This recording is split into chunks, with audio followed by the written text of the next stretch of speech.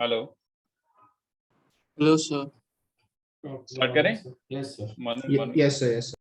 चलो, तो last lecture का क्या पेंडिंग था? Let me check. Sir, some questions you had to do from last Yes, week. sir. Yes, Exercise 1C का first question and then you हाँ। had given some और उसके questions. बाद 4 एक्स्ट्रा क्वेश्चंस थे। चलो तो कर लेते हैं। तो जो 4 एक्स्ट्रा क्वेश्चंस थे, पहले बुकलेट वाला कर लेते हैं। तो वेक्टर 3D 1C का 1, चलो ठीक है। Equation of the plane containing the line of intersection of these two planes. तो एक्चुअली ये क्या बोलना चाह रहा है, इन दोनों प्लेन्स का लाइन ऑफ इंटरसेक्शन कंटेन करने वाला जो प्लेन है ना, तो इन दोनों का लाइन ऑफ इंटरसेक्शन कंटेन वाला प्लेन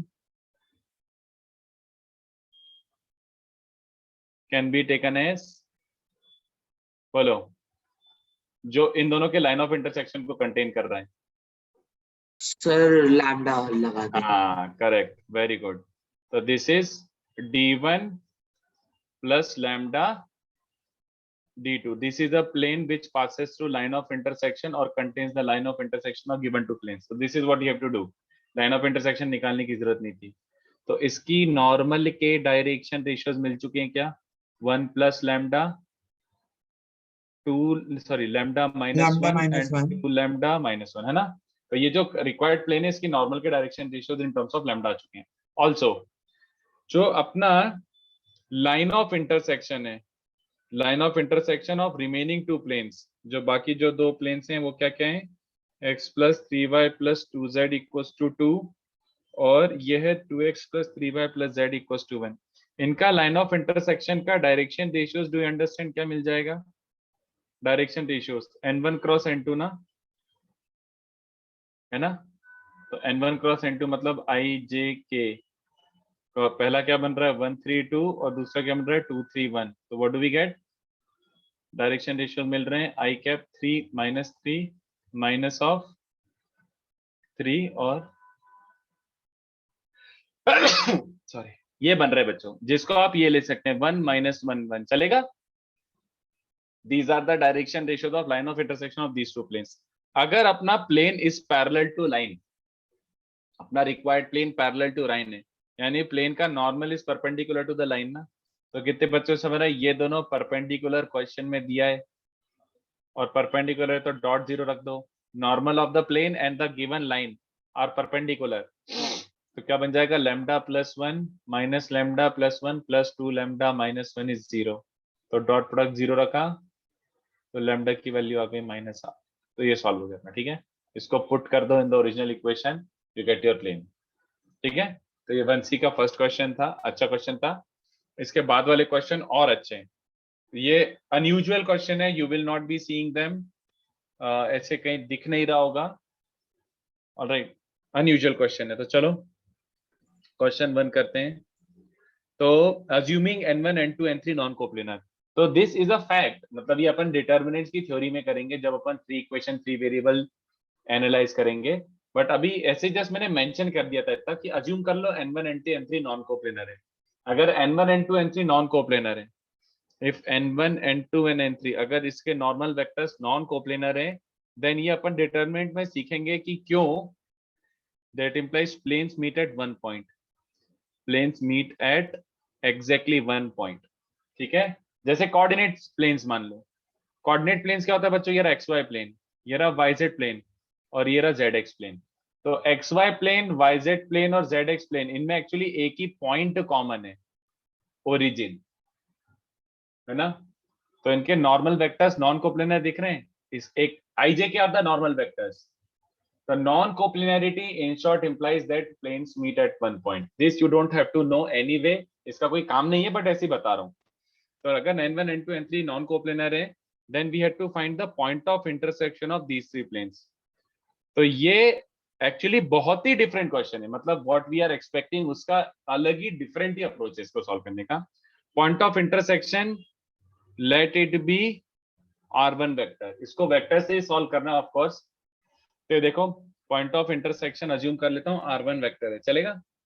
तो पहली बात, r1 vector is the point on the planes, तो पहले प्लेन को भी सेटिस्फाई करेगा, तो r dot n1 is d1, r1 dot n2 d2 होगा, और तीसरे प्लेन की इक्वेशन को भी सेटिस्फाई करेगा। So r1 dot n3 is d3. I hope you understand. ये given है. The intersection point must satisfy all three planes. तो ये अपन ने ऐसे कर लिया कुछ. बट कितने बच्चों से भरा है? इससे मैं r1 का वेक्टर कैसे निकालूं? I cannot possibly find r vector. ये तो स्केलर इक्वेशन है. स्केलर इक्वेशन से वेक्टर कैसे निकलता है? नहीं निकल सकता. तो अब क्या करूं?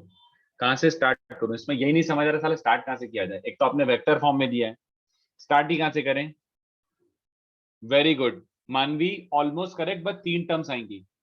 आई hope you meant 3 terms. If you got 3 terms, yes Brian, absolutely correct, superb, बहुत बढ़िया. तो देखो actually question is not of planes, question is vector of 3D. Sorry क्या बोल रहा हूं, question is a question of vectors. ये है की टेक अवे दिस, है ना. अगर n1 n2 n3 non coplanar है, कितने बच्चों को चलेगा? Let r1 vector the intersection point be. क्या लूं बताओ? अगर n1 n2 n3 non coplanar vector है तो याद आ रहा है any So vector we in got space. like projections मिल गए तो वैसे कर सकते हैं. प्रोजेक्शन नहीं, not really, no not really projections. So ये R1 याद dot करो. n vector. अच्छा ओके ठीक है, चल जाएगा, चल जाएगा. Yes, okay, sir. No, wrong. Did you say projection? Yes, sir. नहीं. R dot n cap is not the projection of R along n cap. If you are taking n1, n2, n3 as your base as a system of axis, no. मैंने बताया था, याद आ रहा है? R dot n cap तो orthogonal projection होता है. तो R dot n cap ये वाला प्रोजेक्शन होगा, ये R dot n cap ये लेंथ होगी. बट अगर n1, n2, n3 को बेस मान रहे हो तो एक्चुअल प्रोजेक्शन ये होता है उस केस में. तो no. Okay. R dot n cap is projection only when you have perpendicular system. हाँ. सर यहाँ पर आपने x times n1 cross n2 क्यों लिया? मतलब x n1 y n2 n3 Yes, वैसे I could नहीं have लेते? started with this also, but for easier calculation and for directly using this, देखो मैं कर तो ये भी सकता था, x n1 plus y n2 plus z n3 ये भी कर सकता था ना. बट मैं जानबूझ के यहाँ से स्टार्ट कर रहा हूँ, you will shortly see why. But मैं ये कर तो सकता हूँ ना, ये तो वैलिड है ना, कर तो सकता हूँ ना, ऐसा मेरी मर्जी. I can take any 3 non coplanar. तो याद है, इसलिए मैंने स्टार्टिंग में भी रटवा दिया था कि n1 n2 n3 non coplanar है तो n1 cross n2 n2 cross n3 और n3 क्रॉस n1 भी नॉन कोप्लेनर ही होंगे. तो मैं यहां से स्टार्ट कर रहा हूं. देखो क्यों, एक काम करो, डॉट ऑफ n1 लो, है ना. इस वेक्टर इक्वेशन में तो डॉट ऑफ n1 ले सकता हूं. तो r डॉट n1 कितने बच्चों को दिख रहा है? पहला वाला 0, सेकंड वाला ये बन जाएगा n2 n3 डॉट n1, मतलब बॉक्स बन जाएगा और फिर 0. तो कितने बच्चों को दिख रहा है? यहाँ से y की वैल्यू ही आ गई. r dot n1 is technically d1 and y is n1 n2 n3. बोलो बे. Now you understand why I took cross वाले. अगर मैं यहाँ पे लेता ऐसा x n1 plus y n2 plus z n3 तो क्या करना पड़ता बताओ? r dot n1 that would have been x times mod n1 square plus y times n1 dot n2 plus z times n1 dot n3. तो इसमें तो सारे variable survive कर गए, x y z सर्वाइव कर गए. तो इतना क्रॉस सॉल्व ऑफ n1 ले सकते हैं. इतना सॉल्व कौन करेगा? तो पागलपन है ना. This is stupidity. ये तो बहुत ज्यादा कैलकुलेशन हो जाएगा. तो इससे बेटर ये था, तो इससे डायरेक्टली एक लाइन में तुम्हारा ये आ गया. Similarly do you understand, if you take dot of n2 and n3 का डॉट लोगे तो डायरेक्टली लिख दो, समझ गया ना. n2 का डॉट लोगे तो r1 डॉट n2 हो चुका होगा d2, फर्स्ट और सेकंड 0 जाएंगे और वो बचेगा z टाइम्स n3. तो ये आई होप आपको समझ आ रहा हो. This is z. Okay, this is z. Okay, so ये z आ रहा है और x क्या बन जाएगा? मेरे को d3 वाला बन जाएगा. तो ये आपका बन रहा है xyz. तो r1 the intersection point is finally come. वो क्या बन रहा है? d1 times n2 cross n3 plus d2 times n3 cross n1 plus d3 times n1 cross n2 whole divided by box of n1 n2 n3.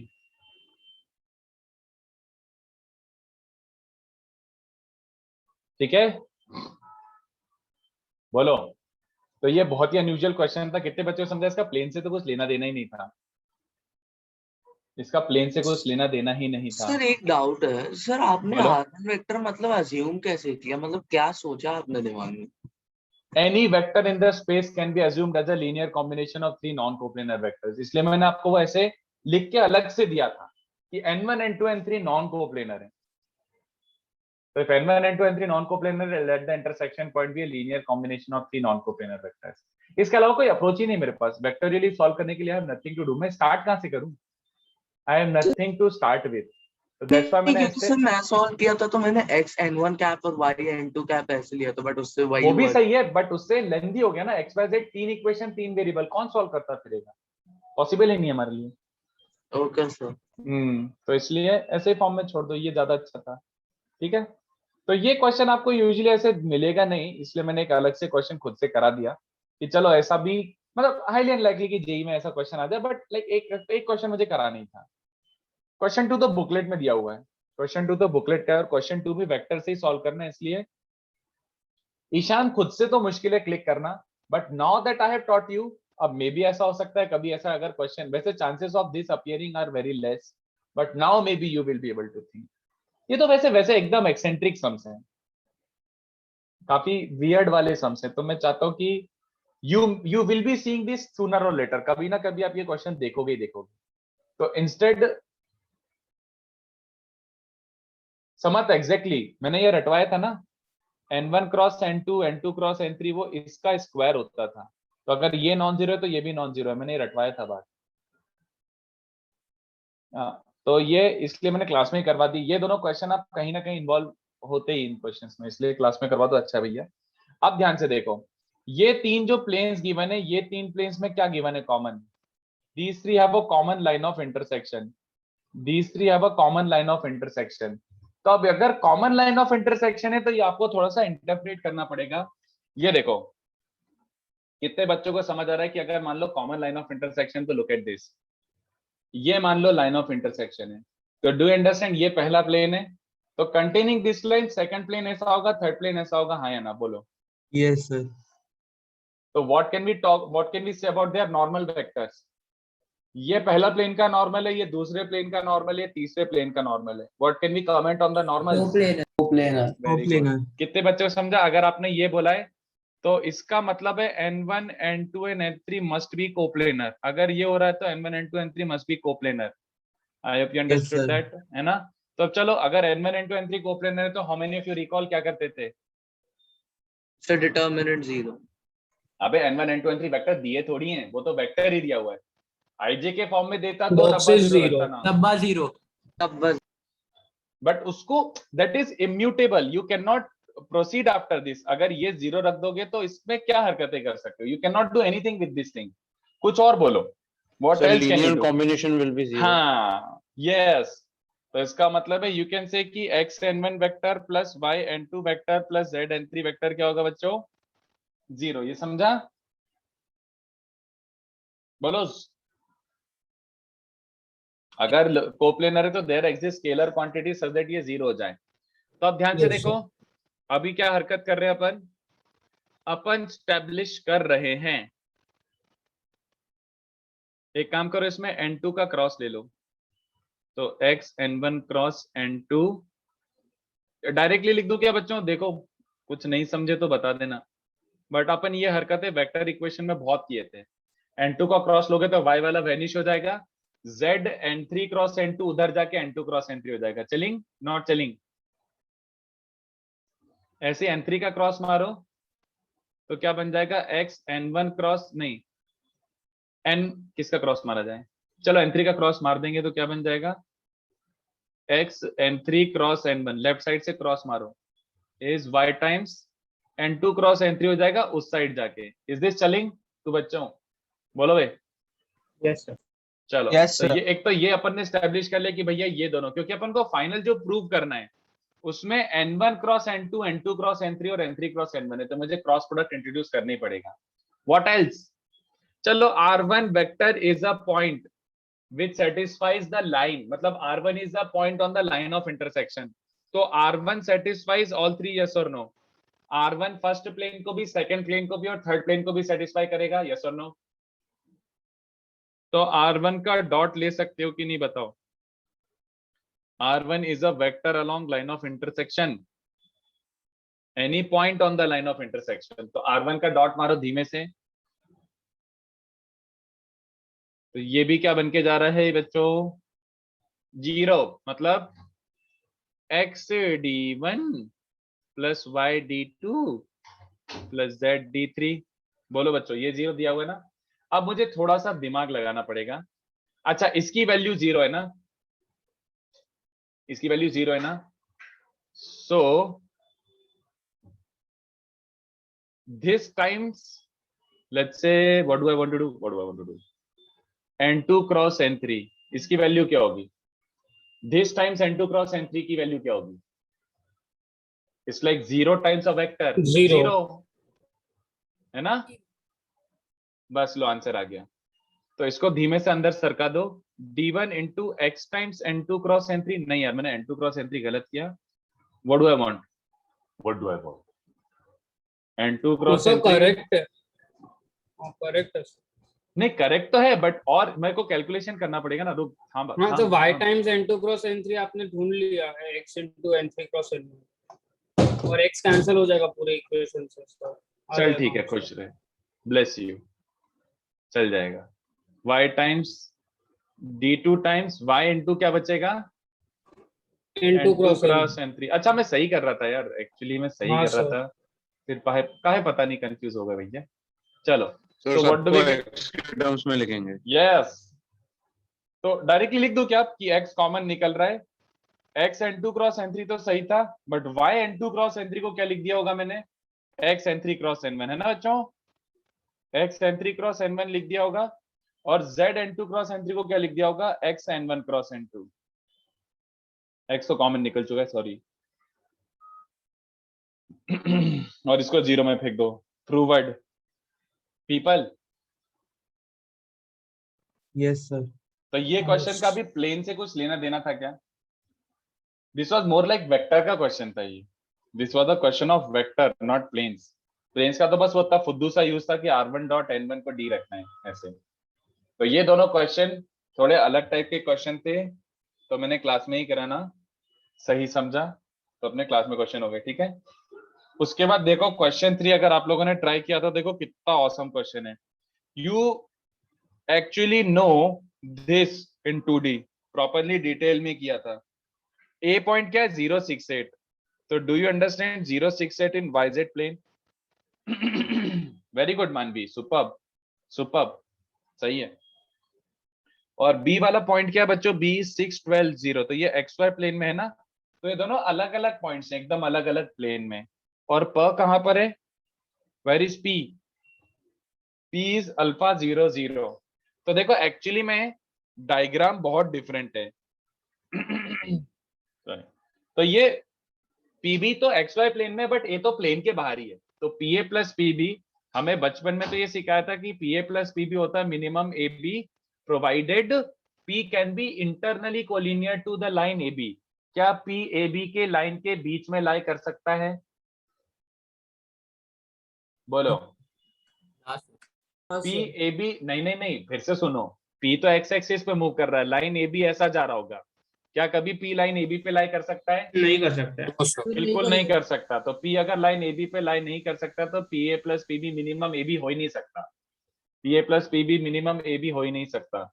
Shortest distance foot of perpendicular, बिल्कुल भी नहीं प्रजस, बिल्कुल भी नहीं, नो।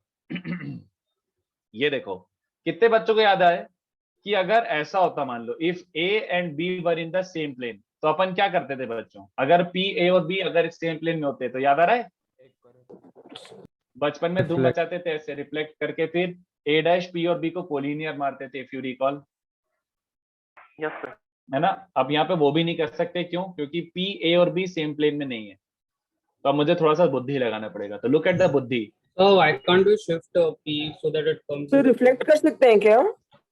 करो, कहाँ reflect करोगे? करो। Sir I am not able to understand कि क्यों नहीं अप्लाई कर सकते, मतलब करना, बताओ बताओ बताओ कैसे अप्लाई करोगे? हाउ पीए प्लस पीबी का least value you will find, बोलो, tell me. So can I just wrote the expressions for PA plus PB and then उसका equivalent एक point आ गया, like it looked the same in अगर 2D में एक point होता तो you'll get 10. तो हाँ, तो you Sir, found the equivalent point of A in 2 dimensions ना? yes sir, I wrote PA plus PB and then it looks the same as a distance formula in XY plane. अच्छा वैसे किया, ओ हाँ sir, मतलब same जैसे एक अच्छा expression आता है. So I can send it, it's very short actually. मैं समझ गया, मैं समझ गया, मैं समझ गया, बाइंग योर आर्ग्यूमेंट, ठीक है। एक बार just do send me, just for the sake of calculation purpose, मैं चेक करना चाहता हूँ कि is it really easy. Do send me, but I think you are correct, मेरे को अच्छा लगा, I like the way you thought about this. चलो, बट मैं इसको एकदम लेजिटिमेट तरीके से कर रहा हूँ जो आप विजुलाइज भी कर सकते हो, मैंने आपके तरीके से नहीं सोचा, तो इंप्रेसिव थॉट, व्हाई नॉट।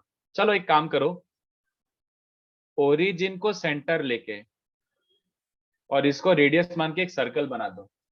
ये सर्कल वाइजेड प्लेन में दिख रहा है क्या किसी को? ऐसे सोचो, ये पी पॉइंट और ये एक्स एक्सिस है, ऐसा कोन बना दो, समझ रहा है क्या कोन? ये कोन विजुलाइज हो रहा है क्या? ये कोन विजुलाइज हो रहा है? कितने बच्चों को समझ रहा है? तुम्हारा कोई सा भी पॉइंट लो, ये सारे स्लैंट हाइट इक्वल लेंथ के कि नहीं बताओ? ये सारे स्लैंट हाइट इक्वल लेंथ के है ना? प्रीटी ऑब्वियस कि हाँ, मतलब स्लैंट हाइट तो इक्वल है, बट पता नहीं क्या बताना चाह रहे हो। तो मैं एक काम करता हूं, अगर मैं ये पॉइंट कंसीडर करूं ए डैश, कौन सा वाला पॉइंट है ए डैश? जहां पे सर्कल ये वाई एक्सिस को कट कर रहा है, नेगेटिव वाई एक्सिस को, where the circle meets the negative Y axis, where the circle needs the negative Y axis, जहां पे मीट कर रहा है नेगेटिव वाई एक्सिस को, वहां पे लेके जाओ। कितने बच्चों को चलेगा? S P A is P A dash, then P A dash plus P B minimum, वही बात हुई ना? बताओ, पी और पी ए डैश सेम ही है, तो instead of minimizing P A plus P B, क्या ना minimize P A dash plus P B. जल्दी बोलो बे। Yes, so then we can ये take समझा ना? हाँ, अब समझा कि यार पी ए और पी ए डैश इक्वल है, ये कितने बच्चों को समझा? पी ए और पी ए डैश इक्वल है, कितने बच्चों को समझा? ये समझा था ना कौन, मतलब ऐसा, तो ये लेंथ भी इक्वल है, ये लेंथ भी इक्वल है, ये सब, ये स्लैंट हाइट तो इक्वल होती ही है। तो मैंने इससे क्या किया, और मुझे कोई ए डैश का कोऑर्डिनेट बता सकता है? Do I really know A dash? Do I know A dash? 0 - 10 0। Very good. क्यों? क्योंकि ये रेडियस 10 है, तो नेगेटिव वाई एक्सिस पे 10 रेडियस वाला पॉइंट कहां पे कट करेगा? ये नहीं, -10 हो गया ना, इसका वाई एक्स और जेड 0 है। कितने बच्चों को समझा ये हरकत क्यों करी? कौन मुझे बता रहा है? Why did I bring a dash on negative Y axis? कोई और सा पॉइंट क्यों नहीं लिया? हाँ, क्योंकि all 3 points are planar now. Yes और no? All 3 points are planar now. अब मुझे बताओ P A dash plus P B का मिनिमम क्या है? तो ए डैश। हाँ, और वो कब हो जाएगा? समझाऊं कि समझ गया? when a dash p and b are collinear, so the least value of pa plus pb is a dash b, the least value of pa plus pb is a dash b। और वो कब possible है? जब collinear. तो collinearity के लिए क्या क्या करोगे बच्चों? पीए वेक्टर क्या बन रहा है? पीए वेक्टर कोलिनियरिटी के लिए पी ए डैश और बी, तो पीए वेक्टर क्या बन रहा है? अल्फा आई कैप प्लस 10 जे कैप, है ना? अल्फा -0 ये। और ए डैश बी वेक्टर क्या बन रहा है? ए डैश बी 6 आई कैप प्लस 22 जे कैप। तो अगर ये दोनों पैरेलल हैं, अगर ये 3 पॉइंट कोलिनियर, मतलब ये दोनों वेक्टर पैरेलल हैं, तो दो वेक्टर्स के पैरेलल होने की कंडीशन क्या होती है पीपल? चलिंग, नॉट चलिंग? तो कितना बन रहा है ये? अल्फा 30/11। समझा बच्चों को? यार जतिन, अगर पॉजिटिव वाई एक्सिस पे लेता तो मुझे फिर रिफ्लेक्शन फिर से लेना पड़ता ना। इफ यू आर टेकन 0 10 0, तो तेरा क्या बन जाता केस? ये बन जाता। हमको बी का रिफ्लेक्शन लेना पड़ता।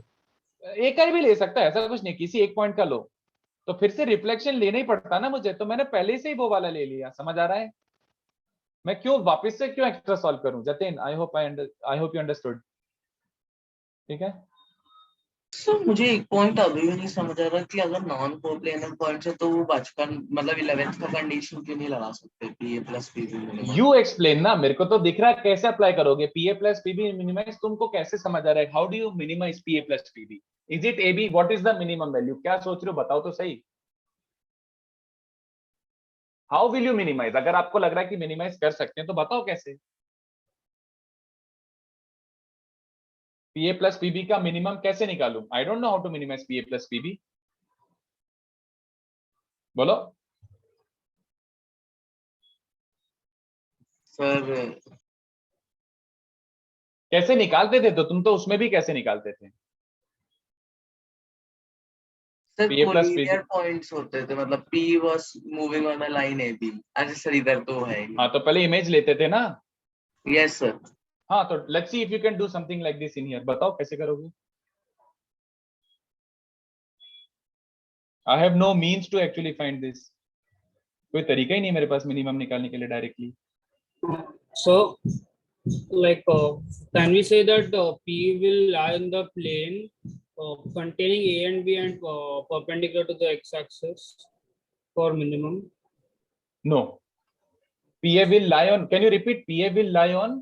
Sir, point P will lie on the plane which contains A and B and is perpendicular to x-axis. And is perpendicular to axis. In fact, ऐसा कोई plane होगा जो A और B को contain करे और perpendicular to x-axis. So I don't see it. No. So why can't it be, sir? Like, पहली बात तो ऐसा प्लेन ही नहीं बनेगा. And what reason probably do you have for it to be minimum? किस बेसिस पे बोल रहे हो कि मिनिमम होगा उस केस में? कोई बेसिस तो दो, मैथमेटिकल रीजनिंग तो दो कि उसमें मिनिमम होगा सर. ये लो ये रीजन है. so coplanar होगा like.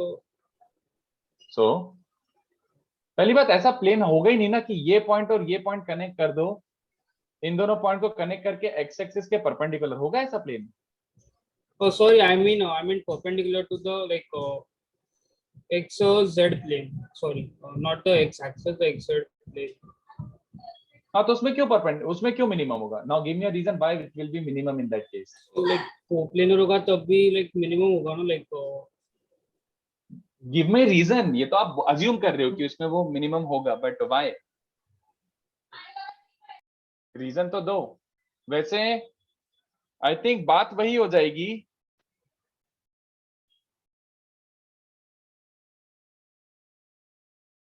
किस बेसिस पर अपन बोल सकते हैं कि उस केस में ही होगा? सर एक डाउट है. सर आपको कैसे पता चला कि ए डैश बी जो होगा वो एक्स एक्सिस को कट करेगा ही? क्योंकि a dash is on xy plane, b is in xy plane, तो any line joining a dash and b will cut x axis obviously. ये दोनों xy Okay, plane sir. में ही है. यार श्योर नहीं है. आई एम नॉट 100% श्योर क्यों होगा उस केस में minimum. I am not 100% sure. Either you give me a reasoning और let me think sir independently. मतलब वो मेथड इसलिए नहीं अप्लाई हो रहा क्योंकि हमारे पास कोई तरीका ही नहीं है कि हम रिफ्लेक्शन लेके कुछ कर पाए. हाँ मतलब there has to be some sort of mathematical reasoning ना कि अच्छा ये देखो इसके कारण मिनिमम हो रहा है. Just following the instinct does not imply कि वो अच्छा होगा सर ट्रू. मतलब वो क्योंकि सर यहाँ पे जब हम पहले करते थे तो एक प्लेन के पॉइंट्स के लिए था. यहाँ एक नॉन कोप्लेनर तो उसकी कोई रीजनिंग नहीं है हमारे पास. हाँ बट वो बोल रहा है कि सर इस प्लेन में मिनिमम होगा. Late me think. वो बोल रहा है कि सर ए और बी को कनेक्ट करो और एक्स जेड प्लेन के परपेंडिकुलर बना दो. तो वो जब वहां पर पी पॉइंट पे मीट करेगा उस वाले केस में ये मिनिमम होगा. Not 100% sure. Late me think it through. मैं डायरेक्टली कमेंट नहीं करना चाहता बिना बोले.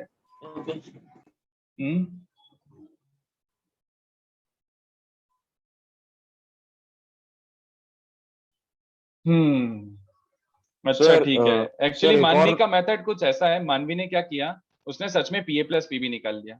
तो पीए प्लस पीबी क्या बन रहा है? डिस्टेंस फॉर्मूला और क्या है ना. तो ये बहुत अच्छा मेथड है यार. I like this method. ये दिख रहा है बच्चों, है ना. अब उसने बोला कि सर ये पीए और पीबी है, मुझे एक्चुअल ज्योमेट्री से क्या लेना देना इसका और इसका. तो उसने बोला कि सर ये तो ऐसा दिख रहा है. This is distance between alpha 0 0 and 0 minus 10 0. That's what she said, है ना. और ये क्या है? डिस्टेंस बिटवीन अल्फा 0 0 एंड उसको उसने वापस से इंटरप्रेट कर लिया. इसको 2D में इंटरप्रेट कर लिया. इनफैक्ट इसको ये बोल सकते हैं क्या, ये. और अब 3D हटा दो 6,12 तो 6,12 है ना.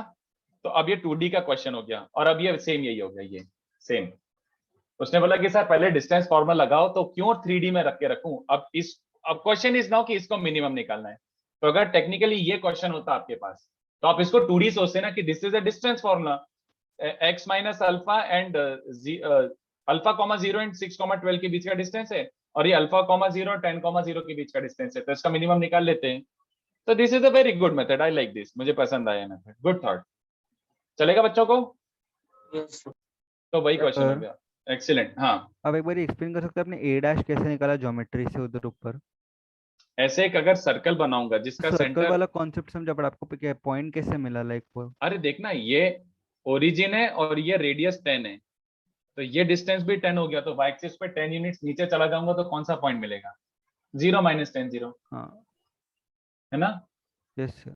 बस दिन 4। ओके, तो ये हो गया अपना ये वाला क्वेश्चन, और इसके बाद वाला क्या था, एक सेकंड, लास्ट वाला भी डिस्कस कर ही देता हूँ। तो ये बहुत अच्छा मेथड था, मुझे बहुत खुशी मिली ये मेथड देख के कि बच्चे सोच रहे हैं, मतलब कितना बढ़िया लगा। This is the first time I am seeing this method, पहली बार किसी बच्चे ने मेथड सॉल्व करके दिखाया इस तरीके से। सर ये PA प्लस PB वाला जो मेथड होगा वो तो सर मैक्सिमम मिनिमम प्रॉब्लम जैसा हो गया। हाँ, बट अपन कोऑर्डिनेट ज्योमेट्री में ही तो करते थे इसको। Yes sir. चलो, और क्वेश्चन 4 का किसी का आंसर आया? Minimum of PA plus PB expression. तो आदित्य ये हो गया ना, अभी अपन ने दोनों मेथड से कर लिया ना। चलो 5 नहीं यार, 5 नहीं, एक्चुअल आंसर इज 8। तो ये देखो, एक्चुअली इंटरप्रिटेशन क्या, you have to interpret this, there is no possible way you can solve with this. Solve नहीं कर सकते, there is no way you could have solved this कि सच में परपेंडिकुलर डिस्टेंस फॉर्मूला लगा के 1 रख दिया, that would have been utter stupidity. Actually ये ध्यान से देखो, ए पॉइंट से इसका परपेंडिकुलर डिस्टेंस 1 यूनिट गिवन है ना, ए पॉइंट से इसका परपेंडिकुलर डिस्टेंस 1 यूनिट गिवन है। कितने बच्चों को चलेगा अगर परपेंडिकुलर डिस्टेंस फिक्स्ड है, तो can I say this plane touches a sphere, yes और नो? बात तो वही हुई, यस सर। है ना? मतलब अगर ये परपेंडिकुलर डिस्टेंस है तो इसका मतलब है एक स्फीयर बना दो, इस स्फीयर को टच कर रहा है, तो this plane touches 3 spheres. Questions के हिसाब से क्या है कि दिस प्लेन टचेस 3 स्फीयर्स जिनका सेंटर्स क्या है, A, B and C, and radii क्या है, 1 1 1। बात वही है, पोटैटो पटाटो, यस और नो? अगर तीनों पॉइंट से उसका 1 1 1 डिस्टेंस है, ऐसा 1 1 1, तो कितने बच्चों को समझ रहा है कि वो एक तरीके से स्फीयर स्फीयर स्फीयर हो रहा है? ठीक है, ऐसा ऐसा बोलो, समझ आ रहा है? 3 स्फीयर्स को टच कर रहा है। तो अब क्वेश्चन ट्रांसफॉर्म होके क्या बन गया, how many planes touch 3 spheres, और मैंने 3 स्फीयर्स का डेटा एकदम दूर दूर दूर दिए थे, तुम्हारे 3 स्फीयर्स दूर दूर दूर है, तो how many planes touch 3 spheres? How many planes touch 3 spheres people?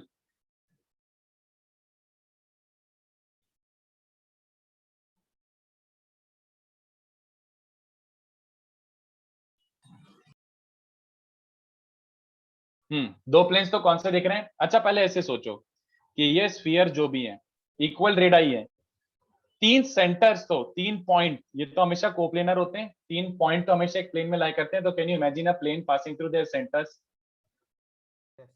है ना? उसी प्लेन को 1 यूनिट ऊपर शिफ्ट करोगे तो टॉप व्यू दिख रहा है किसी को? ऐसे तीनों को ऊपर से टच करते हुए दिख रहा है? Yes, sir. Yes sir. तीनों को नीचे से टच करते हुए दिख रहा है? Yes, sir. तीनों को ऊपर से, तीनों को Yes, नीचे sir. से, ये दिख रहा है टॉप व्यू। अब देखो 1 अप एंड 2 डाउन, एक को ऊपर से और बाकी 2 को नीचे से, कितने बच्चों को दिख रहा है? मतलब ऐसा, ये ऊपर, मतलब एक प्लेन पहले बनाओ, एक प्लेन पहले बनाओ, इस स्फीयर को ऊपर रख दो और बाकी दोनों को नीचू, ऐसा विजुअलाइज हो रहा है एक प्लेन। अब मैं कैसे दिखाऊं उसको यार? People, are you following this? Yes sir. Sir but ऊपर लाइक और- आर वी श्योर दैट वो प्लेन बनेगा ही? मतलब Yes, क्यों नहीं same. बनेगा? अरे सिंपल सिंपल भाई भाई भाई भाई भाई, ऐसे सोच। अब मैं, I wish I had some physical object to show you. ऐसे इमेजिन कर यार, अब कैसे करूं यार, ये थोड़ा इमेजिनेशन वाली बात है कि मान ले, I can't make you picturise this, this will be funny. Sir मतलब, विजुअलाइज तो हो रहा है like, but like how are we sure कि वो एवरी टाइम ऐसा लाइक प्लेन बनेगा? हाँ सर सर. जैसे दो एक काम नॉन कर, इंटरसेक्टिंग सर्कल के TCTs बनते हैं ना, तो वैसे ही अभी ये दोनों नॉन इंटरसेक्टिंग सर्कल्स है, तो उनके टीसीटी जैसे प्लेन्स बन ही जाएंगे। हाँ तो मतलब वो तीसरा उसी स्फीयर का भी वो- है ना? हाँ हाँ, अरे देखना ऐसे सोचो, इन दोनों को बॉटम पे टच करने वाला प्लेन बनाओ पहले, है ना, इन दोनों को बॉटम पे टच करने वाला प्लेन बनाओ। अब इस प्लेन को मैं ऐसे ऐसे रोटेट कर सकता हूँ ना, yes sir. Okay, got it. उसको रोटेट करके एट सम पॉइंट ये इसको टच कर ही जाएगा, Oh yes, sir, got it. है ना। तो ये आप सर एक और बार कह सकते हैं कि ये कैसे आपने बताया? क्या नहीं समझा? सर ये रोटेशन वाला जो आप बोल रहे हो। अरे सिंपल, नीचे इन दोनों को टच करने वाला एक प्लेन बना जो नीचे टच कर रहा है, ठीक है। यस अब इसको मैं ऊपर ऐसे ऐसे वैसे रोटेट कर सकता ना, ऊपर नीचे ऐसे घुमा सकता ना उसको, such that it is still touching these two. Yes sir. तो उसको रोटेट करके एट सम पॉइंट तो ये इसको भी टच कर ही जाएगा ना, नहीं? नहीं समझा सर। अरे यार कैसे समझाऊं इसको मैं? अरे यार ऐसे इमेजिन कर कि I don't even have any spherical object to show you. अब जैसे एक यहाँ पे स्फीयर रखा हुआ है और एक ये स्फीयर रखा हुआ है, दोनों ऐसे रखे हुए हैं, ठीक है। यहाँ पे एक स्फीयर है और यहाँ पे एक स्फीयर है। तो मैं एक ऐसा प्लेन बना रहा हूँ, इस प्लेन पे तेरे दो स्फीयर रखे हुए हैं। अब तू इसको ऐसे ऐसे तो घुमा ही सकता है ना प्लेन को। Yes sir. तो ये दोनों प्लेन्स को टच करता हुआ तू प्लेन ऐसे घुमा रहा है, यहाँ पे एक स्फीयर रखा हुआ है ये वाला, तो कभी इसको घुमा के लाएगा तो ये इसको तो टच कर ही जाएगा ना एट सम पॉइंट, कभी ना कभी तो अच्छा टच ओके करेगा, सर। ठीक है। तो कितने बच्चों समझा? इसको ऊपर से इन दोनों को नीचे से, या फिर इसको नीचे से इन दोनों को ऊपर से, पोटैटो पटाटो, तो दो उसके मिल रहे हैं ना। तो ए को ऊपर नीचे से, या फिर बी को ऊपर नीचे से, या फिर सी को नीचे ऊपर नीचे से, तो 2 into 3। तो कितने बच्चों को दिख रहा है? आंसर 8 है। There are 8 planes, there are 8 such planes, ठीक है। चले नहीं चले कि पोपट हो गया मैसिव, ठीक है। तो ये हो गया अपने बचे हुए क्वेश्चन। तो ये थोड़े सबके सब एकदम एक्सेंट्रिक क्वेश्चंस थे, बहुत अलग अलग क्वेश्चंस थे। तो मैंने जितने अलग अलग टाइप के वेराइटी ऑफ क्वेश्चंस करा सकता था मैंने सब करा दिया, ठीक है। चलो सर एक डाउट है sir, how are we sure कि ये तीनों स्पीयर्स कहीं पे इंटरसेक्ट नहीं कर रहे हैं? I gave the data like that, distance formula लगा लेना यार, डिस्टेंस अच्छा बिटवीन ओके सर, वो सेंटर d से, ग्रेटर देन r1 plus हाँ r2। हाँ हर में उसमें डेटा मैंने ऐसे ही दिया था, यस। Okay sir. पोपट यार वो होगा, वो काफी डिफरेंट क्वेश्चन था। पहली बात तो ये इंटरप्रेट करना कि स्फीयर बना के टच टच खेलना है, वही काफी फाइटर था, ठीक है, नेवर माइंड। चलो तो 1 down 2 अब सेम बात हो गई ना? नहीं, इसको ऊपर से टच कर रहा है और उन दोनों को नीचे टच कर रहा है, इज डिफरेंट फ्रॉम इसको नीचे से टच कर रहा है और उन दोनों को ऊपर से टच कर रहा है, समझ पा रहे हैं? Okay sir. हाँ तो इसके दो बनेंगे, तो ए को लेकर ऐसे दो बन रहे, तो बी के लेकर भी दो बनेंगे, सी को लेकर भी दो बनेंगे, तो 6 ऐसे प्लेन है। सोचना ट्रांसवर्स एक्सिस वाला दो में तो तुमको याद ही है, हाँ हाँ सर, समझा सर। बस अब वो तीसरा पीछे एक स्फीयर और डाल दो पीछे, तो 1 2 ऐसे करके। ओके सर, समझा।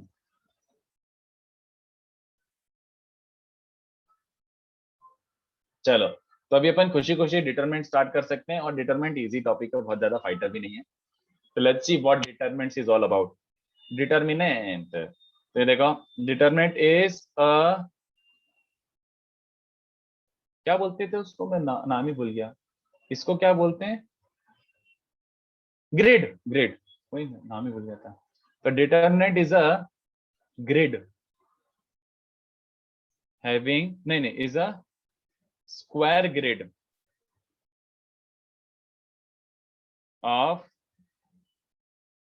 n square elements kept along n rows and n columns and can be evaluated by a certain rule.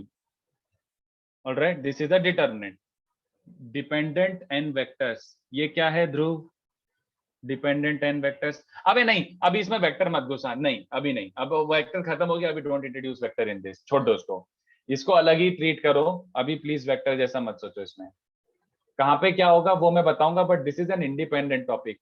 Determinant came from matrices, जब लोग मैट्राइसेस सोच रहे थे, डिराइव कर रहे थे फलाना ढिमका, तो they kept on seeing a pattern, a similar pattern, they kept on seeing a similar pattern. That pattern को उन्होंने बोला कि चलो इसको एक काम करते हैं, इसको अपन ये नोटेशन दे देते हैं डब्बा. Let this pattern be called dabba. Dabba is nothing but a simplified version of writing a gigantic calculation. एक gigantic calculation को उन्होंने बोल दिया कि हम इसको ये लिख देंगे. तो ये is nothing but a calculation. एक वैल्यू है. It is just a representation of a certain value. कि इतने बड़े कैलकुलेशन को आप थोड़ा से सिंप्लीफाइड फॉर्म में लिख सकते हो क्या? हाँ, वो उसी चीज को डिटरमिनेंट बोलते हैं, nothing else. For the timing it is nothing else. तो determinant is a very small branch of matrices. तो मैट्रिसेस को थोड़ा और डीपली समझने के लिए डब्बे की जरूरत पड़ती है. ठीक है, तो डब्बा इज अ वैल्यू. उसके लिए एक रूल है कि भैया ये रूल लोगों ने बनाया कि रिवर्स में जब वो सोच रहे थे कि यार इसको ऐसा बनाते हैं तो कुछ रूल डिफाइन कर देते हैं जिससे सब लोग फिगर आउट कर पाए कि मैं क्या कैलकुलेशन को ये लिखा था. तो वो रूल ही पता करना है अपन को और कुछ भी नहीं है डब्बे में. बहुत सिंपल सा है डब्बा, वेरी इजी. तो चुपचाप अभी सुनते जाओ, इधर उधर की बातें मत करो. ठीक है, the last word is rule. क्या क्या क्या सर वो क्यूटेन रूल है क्या? certain by a certain rule. तो that certain rule we have to discuss. तो एक एक करके बता रहा हूँ, सुनते जाओ. तो delta n cross n, this is a standard usual notation. Usually डब्बे को अपन ऐसे डेल्टा n क्रॉस n करके लिखते हैं. तो n क्रॉस n का मतलब क्या होता है, इसको अपन रीड करते हैं determinant is of order n. Order of determinant is n. n order है, इसका मतलब क्या है, it is sprawling along n rows and n columns. ठीक है, तो n रोज और n कॉलम्स का एक ग्रिड बना दो. तो ऐसे बनाते हैं grid. Let me explain one by one, have some patience. सुनते जाओ, बस अभी सुनना है चुपचाप.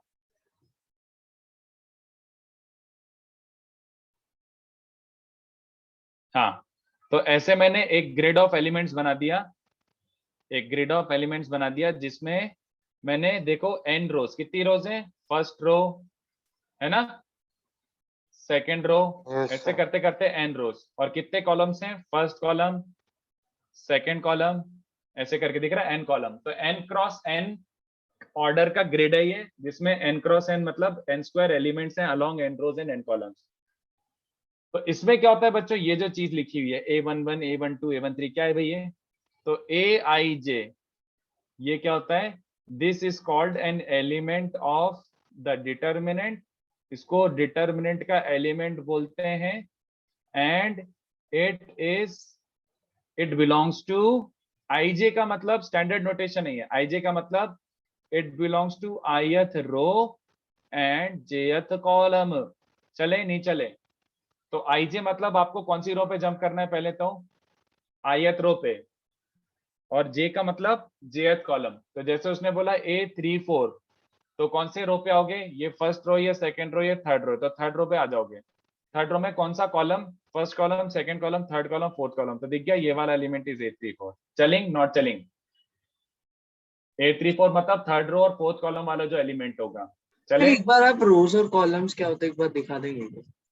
अरे दिख रहा है जो, और क्या. अब कैसी बातें पूछता है यार कभी कभी. है रोज मतलब ये रो गई एक, this entire thing is first row. चलेगा, ओके सर. तो ऐसी एन रोज दिख रही है, नीचे नीचे नीचे नीचे लाते जाओ. ये क्या हुआ भाई, भाग रही है, अनडू ही नहीं हो रहा था. नेवर माइंड, चलो. तो ये A11 A12, तो कोई सा भी Aij मतलब ith row and jth column. चलेगा, ith row jth column is Aij. तो A34 को थर्ड रो में फोर्थ एलिमेंट, थर्ड रो में फोर्थ एलिमेंट, ऐसे पकड़ लेना. ठीक है, तो ये हो गया अपना बेसिक नोटेशन, किसको क्या बोलते हैं. इसके बाद ये कुछ टेक्निकल टर्म्स है that you should be aware of. तो let's see those technical terms. एक होता है minor of an element. Minor of an element, तो minor element of the form Aij. तो हर element Aij has minor Mij. हर element का एक माइनर होता है which is actually a determinant of order. It's a determinant of order n minus 1 and obtained by excluding ith row and jth column from delta n cross n. मतलब अभी मैं example देते वक्त तो पूरा एन क्रॉस एन नहीं लेता हूं, मैं 3x3 डब्बा ले लेता हूं, इसमें ज्यादा इजीली समझ आ जाएगा, क्योंकि वैसे भी most of the questions will be 3x3, most of the questions will be 3x3. So chalo, let us write a 3x3 determinant. So I hope you understand how to write a determinant 1 1 1 2 1 3 2 1 2 2 2 3 dot dot dot dot ऐसे। तो ये 3x3 डब्बा निकाला। तो let's say अभी अभी कुछ सीखा है कि element aij has minor mij which is a determinant of order n minus 1। अच्छा, तो चलो मैंने एलिमेंट पकड़ा a23, तो इस एलिमेंट का एक माइनर होता है which is nothing but m23, and m23 की वैल्यू क्या होती है? It's a determinant of order 2x2 which is obtained by excluding second row and third column। इन दोनों को कटा दो, तो इन दोनों को कटा के कितने बच्चों को दिख रहा है? बाकी बचे हुए एलिमेंट से एक 2x2 डब्बा बन रहा है, हाँ या ना? ये डब्बा इज कॉल्ड, और ये 2x2 डब्बा तो सबको ओपन करना आता है, दिस 2x2 डब्बा इज कॉल्ड माइनर। तो minor is a value, minor of an element is also a value, it is also a determinant, hence a value। चलेगा? अच्छा मैंने ये लिखने ही भूल गया मैं, determinant M23 मतलब 3 कॉलम ना? यस। तो सर ओए आपने 2 ही हगा कॉलम। हगा भैया, अच्छा मैंने यही गलत लिखा था ना ओरिजिनली, इसलिए। अब ठीक है, खुश? बोलो। नहीं सर, मैं पूछ रहा हूँ जैसे 3x3 मतलब आपने कहा था ith1 jth कॉलम, यस। तो M23 में भी 2 रो और 3 कॉलम होंगे ना? अबे चोमचंद क्या बोल रहा है? M23 is a determinant of order n-1, मतलब 2x2 ऑर्डर का ओ सॉरी डिटर्मिनेंट सॉरी होगा, sorry sir, which is Understood. obtained by excluding ith row and jth column of delta n। मतलब इसमें से A23 अगर इसका माइनर ढूंढना है तो आप ये वाली करेस्पॉन्डिंग रो और ये वाला कॉलम कटा के जो भी एलिमेंट है वो वाला डब्बा निकाल। चले? नहीं चले? Yes sir, sorry sir, understood. हाँ वही, वापस से पढ़ो अच्छे से। तो वो डिटरमिनेंट हमेशा स्क्वायर ऑर्डर ही होता है, it can not be 2x3। Determinant is not 2x3 3x4, वो हमेशा 2x2 3x3 4x4 ही होता है। ठीक है? एक और टर्म होती है विच इज कॉल्ड कोफैक्टर। तो ये before I go to expansion I need to explain these things, ये टेक्निकल टर्म्स बिल्कुल पता होने चाहिए। कोफैक्टर ऑफ एन एलिमेंट, हर एलिमेंट का कोफैक्टर भी होता है, तो वो भी बता देता हूं। Element aij has a cofactor Cij, and Cij is actually easy। Cij is this, Cij is -1 raised to I plus j into minor। Alright, तो जैसे यही वाले डब्बे में C23 क्या होगा? यही वाला एग्जांपल में C23 क्या बन जाएगा? M23 बट -1 रेज, हाँ चलेगा। -M23 मतलब बस अभी ये लिख देता हूं, माइनस ऑफ M23 मतलब ये याद आ रहा है जब आप एक्सपैंड करते थे तो आप क्या करते थे? A11 पॉजिटिव लेते थे, बाकी बचा हुआ क्या रहता था? 2233 -3223, यही करते थे बच्चों? बताओ ऐसा कुछ? A11 2233 -3223 है ना? फिर सडनली A12 को नेगेटिव लेते थे, याद आ रहा है? Yes sir. हाँ सर, तो ये जो नेगेटिव है ना, ये cofactor takes care of this, cofactor इसको ले लेगा। देखो ना, जैसे अगर मुझे 12 का कोफैक्टर निकालना है, A12 का कोफैक्टर, तो A12 का कोफैक्टर क्या निकलेगा? -1 रेज टू 1 + 2, मतलब नेगेटिव माइनर ऑफ 12 है ना? तो माइनस ऑफ इसका माइनर क्या बन रहा है? 2133 -3123। समझ आ रहा है क्या? तो वो कोफैक्टर अपने ज्यादा काम की चीज है। Cofactor by default includes the plus minus plus minus plus minus. Just you remember, जो बचपन में अपने प्लस माइनस सीखा था ना कि इसको प्लस इसको माइनस फिर इसको प्लस लेना, वो कोफैक्टर का काम है। ठीक है? तो कोफैक्टर में वो इंक्लूड हो जाता है plus minus plus minus plus minus. तो इतना छापो, एक काम करो, don't ask much questions, this is just it, यही है। सर थोड़ा नीचे स्क्रॉल करो। एक मिनट लिख लो पहले, इतना किसी को लिखना बाकी हो तो रुक जाओ। अच्छा वैसे if you are comfortable with writing parallelly then also it's fine, क्योंकि ये बस डेफिनेशन टाइप की चीज है। आई जस्ट एम एक्सप्लेनिंग कि ये ऐसे डिफाइंड है।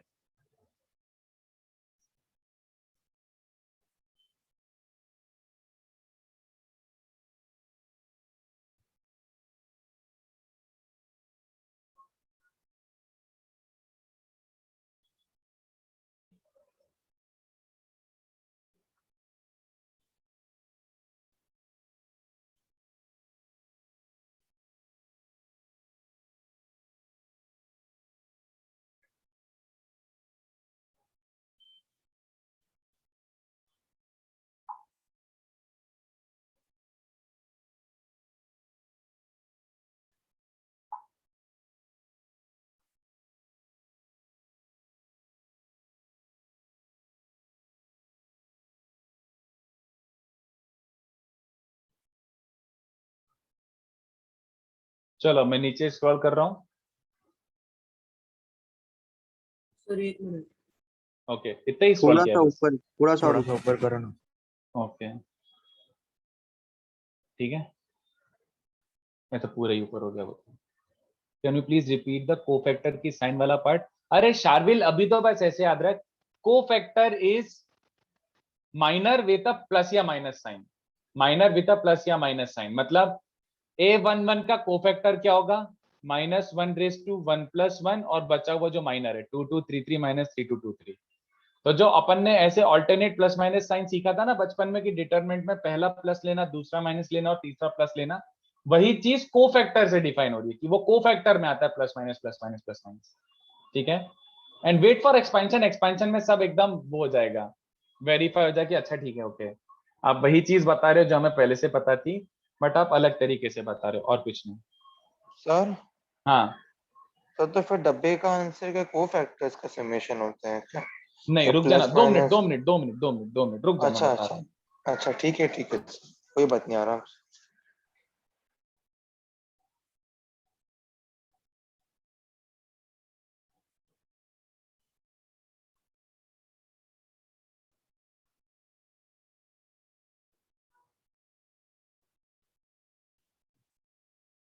Done sir. सर वो डिटर्मिनेंट ऑफ ऑर्डर n-1 वो कैसे आया? ये तो डेफिनेशन है.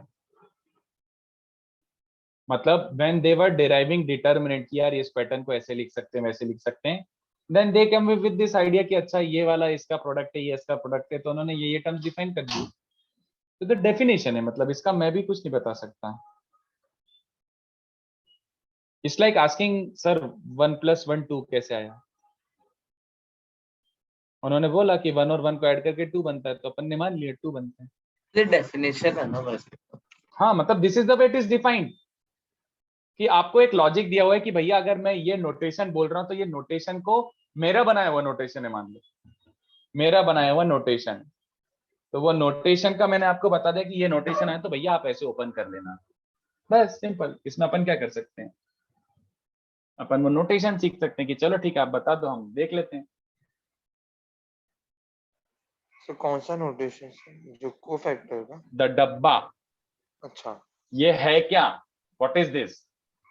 It's a value. How to valuate वो बता रहा है ना अपन को. हाँ ये उसने एक जाइगेंटिक एक्सप्रेशन, बहुत बड़ी कैलकुलेशन को उसने एक अच्छा पैटर्न दिखा, जब वो मैट्रिसेस बना रहे थे वो पैटर्न को डब्बा बोल दिया. ठीक है. हाँ हाँ, और ये डब्बा एक्सप्लिसिटली यूज आएगा, पूरा पूरा एकदम यूज आएगा मैट्रिसेस में, काफी काम की चीजें हैं. राइट. ये रचित बिल्कुल कर सकते हैं, बट रुक जा, अभी वो प्रॉपर्टीज पे, जब प्रॉपर्टीज में आएंगे तो हो जाएगा. तो देखो एक्चुअली में क्या होता है, एक्सपेंशन सिखा रहा हूँ, एंड एक्सपेंशन ही है सब कुछ. Every property will come from expansion only. Everything is expansion. तो मैं एक्सपेंशन सिखा रहा हूँ. अब जो पता है थोड़ा सा उससे आगे बढ़ के बता रहा हूँ. पहले से जो पता है वो तो सही है, बट एक्चुअली क्या होता है वो भी बता रहा हूँ कि expansion of a determinant can be done along any row और एनी कॉलम. ये थोड़ा सा नया डेटा आ गया आपके लिए, बट सुन लो चुपचाप. ये देखो, अभी तक अपन क्या करते थे, ऐसा होता था ना एक तरीके से a11 into ये वाला एलिमेंट पकड़ते थे into 2233 - 3223 ऐसा करते थे ना. फिर एक -a11 सॉरी -a12 है ना, -a12 into एक कचरा प्लस a13 into एक कचरा.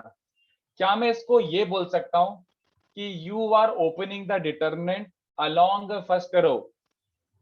इन दोनों तीनों की शक्ल देखिए कि a11 into something, a12 into something और a12 into समथिंग. तो a11 a12 a13 मतलब can I call this opening along first row? आज तक आप बाय डिफॉल्ट फर्स्ट रो के अलोंग ओपन करते आते थे. Is this making sense to you right now? But ऐसा कोई जरूरी नहीं है. You can open this along any row or any column of your choice. Makes absolutely no difference. The value will still be same. It is just rearrangement of what you would open along first row. Just rearrangement है. तो देखो, आपको लगा कि sir मुझे first row पसंद नहीं है, मुझे नहीं आता सर, भग मेरे को फर्स्ट रो पसंद नहीं है, मुझे सेकंड कॉलम बहुत प्यारा है. तो आपने डिसाइड करा सर मुझे सेकंड कॉलम के अलोंग ओपन करना है डब्बा. तो हाउ डू यू ओपन? ये देखो, डब्बा इज सेकंड कॉलम के एलिमेंट्स देख लो क्या है. 1 2 2 2 3 2 4 2 5 2 and 2. तो 1 2 2 2 3 2 dot dot dot dot and 2. पहले एलिमेंट्स लिखो और उनको उनके ही कोफैक्टर से मल्टीप्लाई कर दो. तो जो अभी एक बालक पूछ रहा था ना कि क्या सर डब्बा सम ऑफ कोफैक्टर्स होता है, no, it is that element into cofactor होता है. अभी भी तो यही करते थे, बोलो भाई. A11 इनटू क्या करते थे, वो कोफैक्टर ही तो था. Yes sir. A12 इनटू क्या करते थे, this minus this, but A2 के साथ नेगेटिव आता था, तो वो भी तो C12 ही था, कोफैक्टर ही तो था वो. माइनस A2 टाइम्स जो बचा हुआ है, तो वो कोफैक्टर ही तो था. तो अभी तक अपन बचपन में क्या सीखते हैं कि A11 इनटू उसका cofactor which is this minus this plus A12. Cofactor में माइनस साइन आता है, याद आ रहा है. कोफैक्टर में ऑटोमेटिकली माइनस साइन आ जाएगा, तो अपन को प्लस A12 इनटू कोफैक्टर, वो माइनस एडजस्ट हो गया, और प्लस A13 इनटू कोफैक्टर. समझ लो, ये तो डब्बा होता था. तो ये अभी भी वही है, बट अभी आपने क्या किया, आपने एक्सपैंड किया अलोंग सेकंड कॉलम. तो ये हो गया एक तरीके से सेकंड कॉलम के अलोंग एक्सपेंशन की. Second Sir, I column would, के एलिमेंट लिखो, सेकंड कॉलम के एलिमेंट लिखो और उनको उनके कोफैक्टर से मल्टीप्लाई कर दो. किसी को लगा नहीं सर मुझे लास्ट रो के अलोंग एक्सपैंड करके दिखाओ, तो क्या करना है बोलो. लास्ट रो के एलिमेंट्स लिखो और कोफैक्टर से मल्टीप्लाई कर दो. बस, करेस्पॉन्डिंग कोफैक्टर्स है ना, बस ढिंचा. तो it sounds easy, easier said than done. अब जैसे मान लो कचरा है ये, ऐसा नहीं कि बहुत अच्छी चीज बता दी मैंने, बट ये कचरा ही है. अगर मान लो डेल्टा 4x4 आता है, 1 2 3 4 ABCD PQRS 1 1 3 0 1 ऐसे करके कुछ आ रहा है, 4x4 डब्बा. तो let's say you are opening along first row, क्योंकि तब भी फर्स्ट रो के अलोंग ओपन ही करोगे यार वैसे तो क्या करना पड़ेगा, 1 इनटू क्या करना पड़ेगा, कितने बच्चों को दिख रहा है उसका माइनर, सॉरी कोफैक्टर दिख रहा है. अबे उसका कोफैक्टर खुद ही एक 3x3 डब्बा है. कितने बच्चों को दिख रहा है. फिर 2 के साथ क्या बनेगा, ACD PRS और 101 दिख रहा है क्या. लग गए सर. ये तो काफी हाँ. भारी पड़ गया. हाँ तो मैं क्या मना कर रहा हूँ. फिर 3x3 को भी ओपन करते जाओ, तो 4 3x3 ओपन करने के बाद आपका ये 4x4 डब्बा आएगा. तो ऐसे नहीं कि लाइफ इज इजी, डब्बा 4x4 इज मौत. तो वैसे हाईली अनलाइकली कि आपको डब्बा 4x4 आए, हाईली अनलाइकली आपको 4x4 डब्बा है, because the calculation itself is super super super super idiotic. But ये पूछ सकता है क्या कोई, देखो जरा सोच के. नहीं रुको रुको, एनीवे पहले एक पॉइंट बताना था.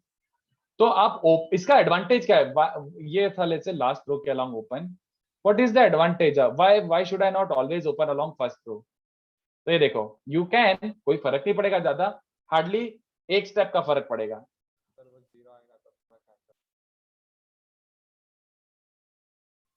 चलो if I give you option कि आपको ओपन करना है डब्बा अपने फर्स्ट कॉलम हिसाब से. First column. वेरी गुड, आपने आंसर दे दिया, मुझे एक्सप्लेन करने की जरूरत नहीं पड़ी. क्यों फर्स्ट कॉलम, क्योंकि 1 इनटू दो इसका टर्म्स कैंसिल आउट हो कोफैक्टर. जाएंगे. हाँ, बाकी दोनों पे ध्यान भी नहीं देना है, कुछ तो बेटर है ना, कि 1 इनटू कोफैक्टर, बाकी 0 तो इनटू कोफैक्टर निकालनी ही नहीं है मुझे, और फिर तीसरा भी 0 इनटू कोफैक्टर निकालनी नहीं. तो answer is just this minus this. समझा क्या. तो you will usually open along which row और कॉलम, नहीं समझा. जो फेवरेबल हो. which has more zeros. which has maximum zeros, which has maximum zeros. It would not have made much difference if you opened it along first row. उसमें भी आता, but उसमें cofactor सीधे 0 हर बार नहीं आते. नहीं मेरे हिसाब से आ जाते तब भी आ ही जाता. But usually it would have been still better to open it along first column. The advantage is अगर एलिमेंट ही 0 तो उसका कोफैक्टर विजुअलाइज भी नहीं करना है, सीधे 0 इनटू व्हाटएवर इज 0. तो खाली first element would have been the expansion. ठीक है, फर्स्ट एलिमेंट इनटू कोफैक्टर. चले नहीं चले, Yes. है ना. तो नॉट वेरी एडवांटेजेस, बट ठीक है, क्या प्रॉब्लम है. तो you open it along any row any column, value हमेशा वही आने वाली है, just it's a different rearrangement. बस डिफरेंट रीअरेंजमेंट है और कुछ नहीं है. सर अगर एक पर्टिकुलर रो या कॉलम पकड़ा तो उसके सारे एलिमेंट्स लेने पड़ेंगे ना. हाँ yes yes Okay. Yes yes yes of course. Sir ये जो एक्सपेंशन का रूल है सर, कितने भी रोज हैं, कितने भी कॉलम के लिए n cross n order for any general n. ठीक है, चलो. Okay okay. तो ये हो गया एक्सपेंशन, और इवेंचुअली सारी चीज एक्सपेंशन ही है. Every property that I am going to write is eventually expansion only. हर चीज एक्सपेंशन से वेरीफाई आ रही है, हर चीज एक्सपेंशन से आ रही है, तो सारी प्रॉपर्टी एक्सपेंशन से रिलेटेड है, ठीक है। But upon her bar expansion थोड़ी करते फिरेंगे, इसलिए अपन ने कुछ छोटी सी टिप्स और ट्रिक्स निकाल ली हैं which are called the properties of determinant, and life is super easy. Why? Because these properties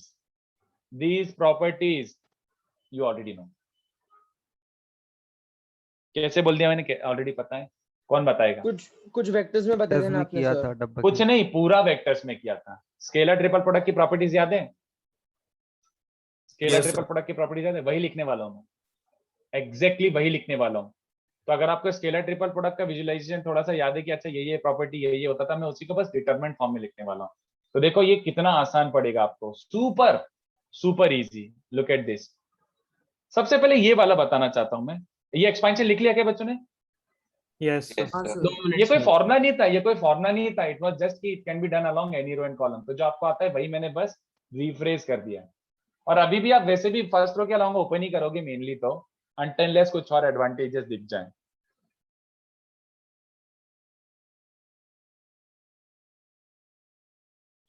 चलो ये property, this has nothing to do with vectors, but ये ऐसे लिखा देता हूं, transpose, which is nothing but transpose is a word which tells you this. Transpose, that is interchanging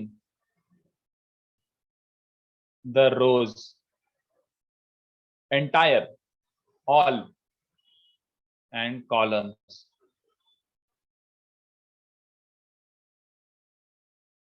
Doesn't change anything.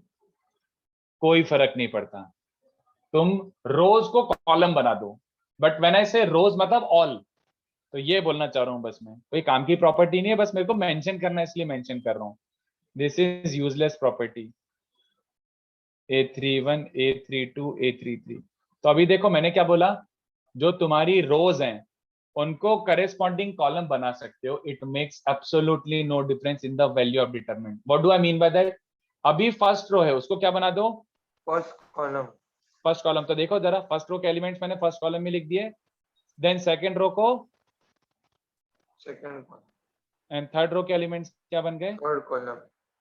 तो ये हरकत कर सकते हो। इट्स लाइक, समझ गया ना मतलब क्या बोलना चाह रहा हूं मैं? ये जो तीन था R1, R2, R3, इसको ऐसे लिख दिया R1, R2, R3, इसको बोलते हैं ट्रांसपोज लेना। हॉरिजॉन्टल को वर्टिकल बना देना, इसको बोलते हैं transpose. Transpose makes no difference in the value. ये देखो सर ये कर पाने का यूज क्या क्या क्या क्या क्या ये कर पाने का यूज क्या है? No use, actually no use, literally no use. But ऐसा है ना कि आपको कुछ नहीं, अभी कुछ नहीं, वो क्वेश्चंस में फील करेंगे अपन कि इस मतलब कई बार ऐसे आपने देखा होगा ना, कई बार किसी ने बोला था कि एरिया ये होता है, याद आ रहा है? Area of a triangle formed by 3 points. और कोई कोई करते करते ऐसे हीट ऑफ द मोमेंट में ऐसे भी लिख देता था, कहीं कहीं ऐसे भी लिख देते हैं। तो वो बस ये है कि दोनों सेम बातें हैं। It's not like it's a different value. आपने ये लिखा चाहे ये लिखा, दोनों सेम ही बात ही होती है, कोई फर्क नहीं पड़ता। तो कोई ऐसा सिलेक्टिव एडवांटेज नहीं है, बट देखेंगे क्वेश्चंस में, ठीक है। अभी बस ये होता है। तो देखो इसका एक्सप्लेनेशन मेरे को तो कोई देने का मन नहीं है। द एक्सप्लेनेशन इज दोनों की वैल्यू सेम है। इसको फर्स्ट रो के अलॉन्ग ओपन करो, विजुअलाइज कर लो, मैं पूरा लिख भी नहीं रहा। तो A1 1 into 2 3 3 2 1 2 into this, और ये कार्बन कॉपी बन जाएगा if you were to open the second one along first column. इसको फर्स्ट कॉलम के अलोंग ओपन करो तो A1 1 into कोफैक्टर तो वही है, माइनस A1 2 into 2 1 3 3 3 1 2 3, यहाँ पे भी तो वही बन रहा था 2 1 3 3 3 1 2 3। सेम ही दिख रहा है क्या बच्चों को? Same same. तो since value is unchanged and this property is applicable, अगर कुछ चेंज आ ही नहीं रहा है वैल्यू में तो लगाओ, if it is helping you then लगाओ। तो ट्रांसपोज मतलब interchanging rows and columns does not change anything, कोई फर्क नहीं पड़ता। तो काम की नहीं है इतना प्रॉपर्टी, बट मेंशन करने में क्या है। ये देखो नेक्स्ट वाला, इफ एनी टू रोज और एनी टू कॉलम्स, कोई सी भी दो रो ले लो या फिर कोई से भी दो कॉलम ले लो, आर प्रोपोर्शनल या फिर आइडेंटिकल, दैट इंप्लाइज डब्बा, डेट मतलब डब्बा चलेगा, डिटरमिनेंट पूरा वर्ड नहीं लिखता, मेरे को बोर होता है। डब्बा 0, can anyone care to explain? याद आ गया? If any two sir rows vector operation operation नहीं, क्या बात कर रहा है सर ए बी का। So that too goes for 3 vectors, right? 4 और उसके लिए तो we can't use this. Yes, we can use, but we cannot see it as triple product. ठीक है? Yes, we can see use, but we can't see it as triple product. Agreed. But property तो general determinant की थी। determinant में आप बिल्कुल कर सकते हो use. What do I mean by that?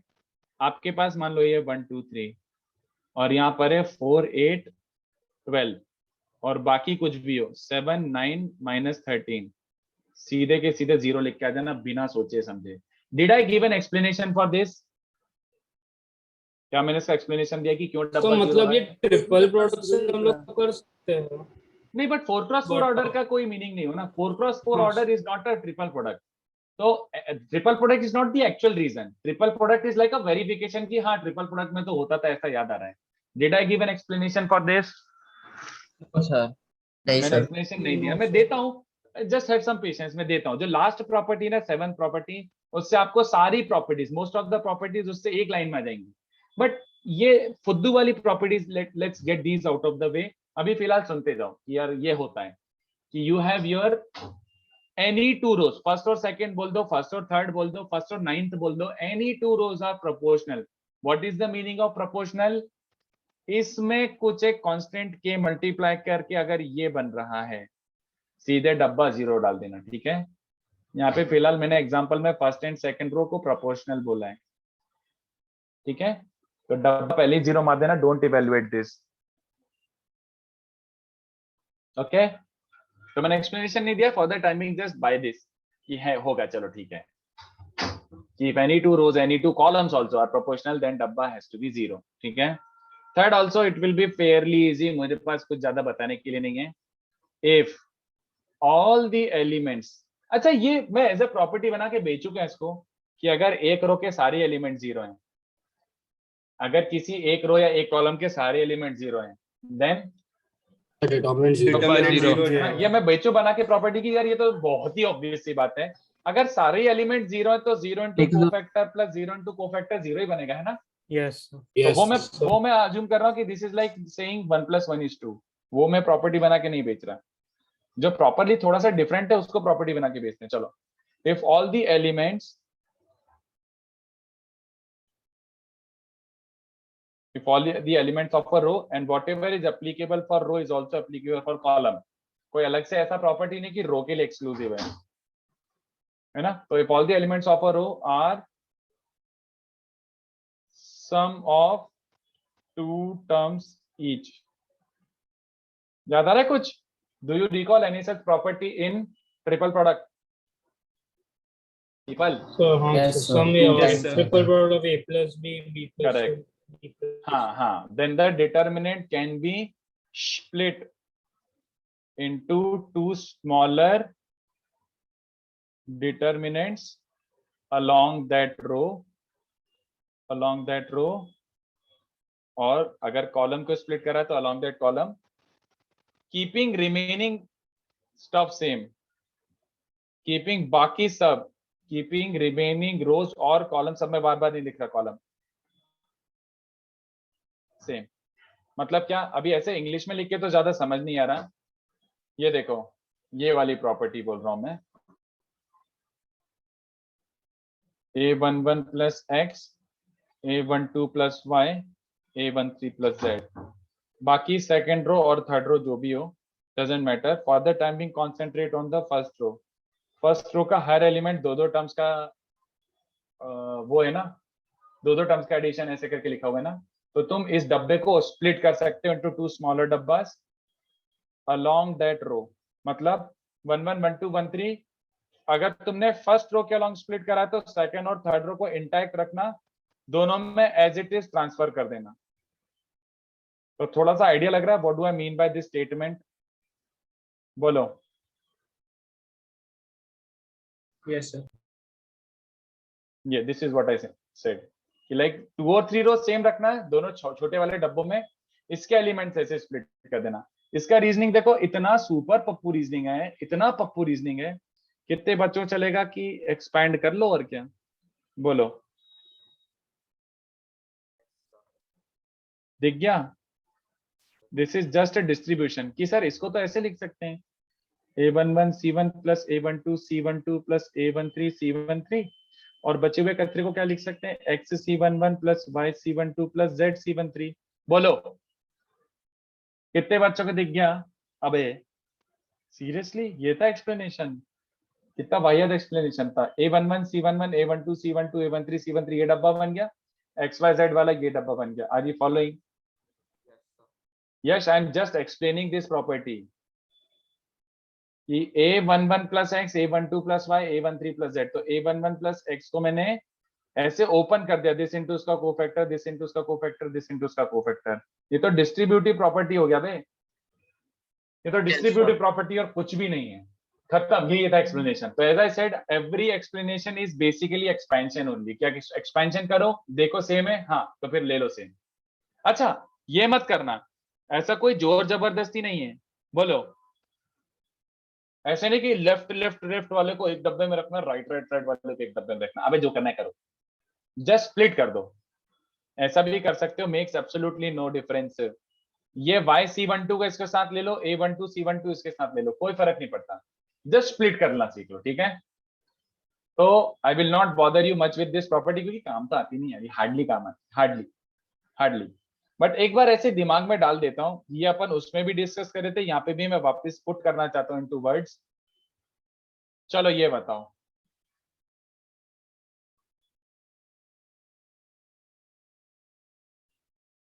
if you were to apply this,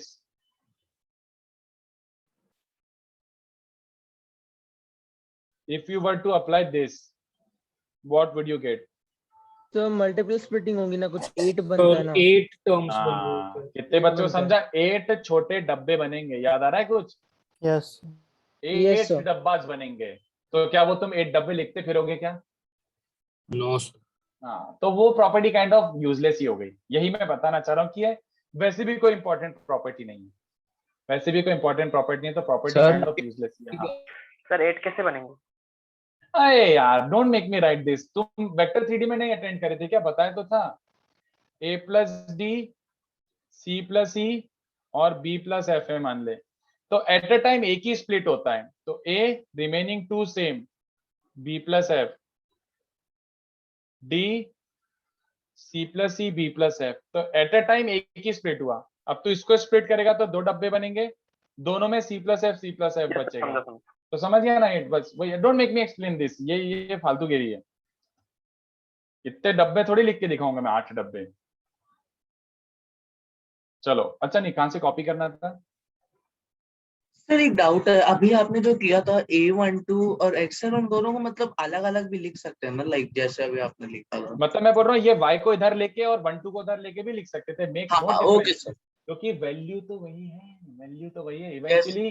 तुम डिटरमिनेंट को याद रख लो, वो वैल्यू है, इट्स अ वैल्यू।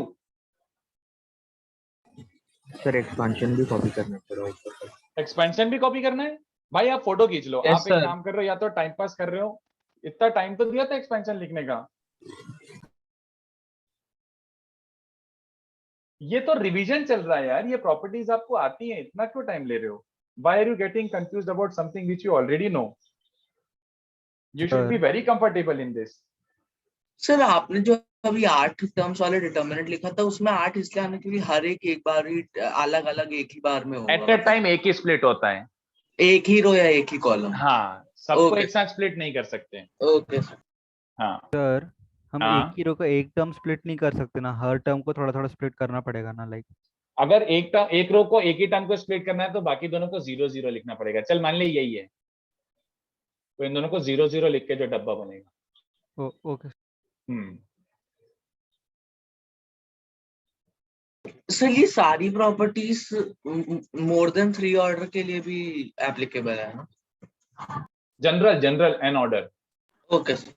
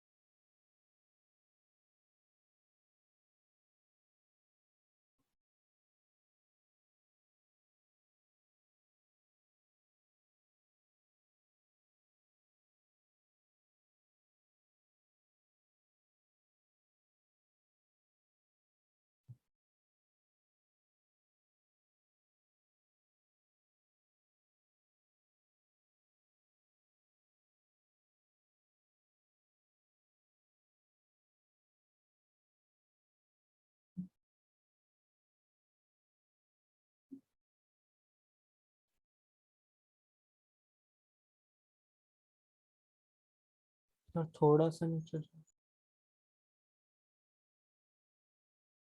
अच्छा था।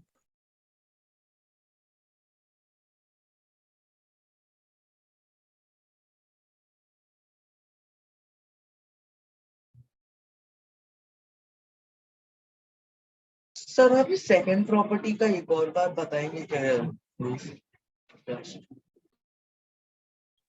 मैंने कोई एक्सप्लेनेशन नहीं दिया अभी. इफ यू आर सीकिंग अच्छा. एक्सप्लेनेशन देन मैंने अभी नहीं दिया है. I kept it on hold. तो सेवंथ प्रॉपर्टी के बाद अपने आप चमक जाएगा. Okay. ये देख, इफ यू रिकॉल,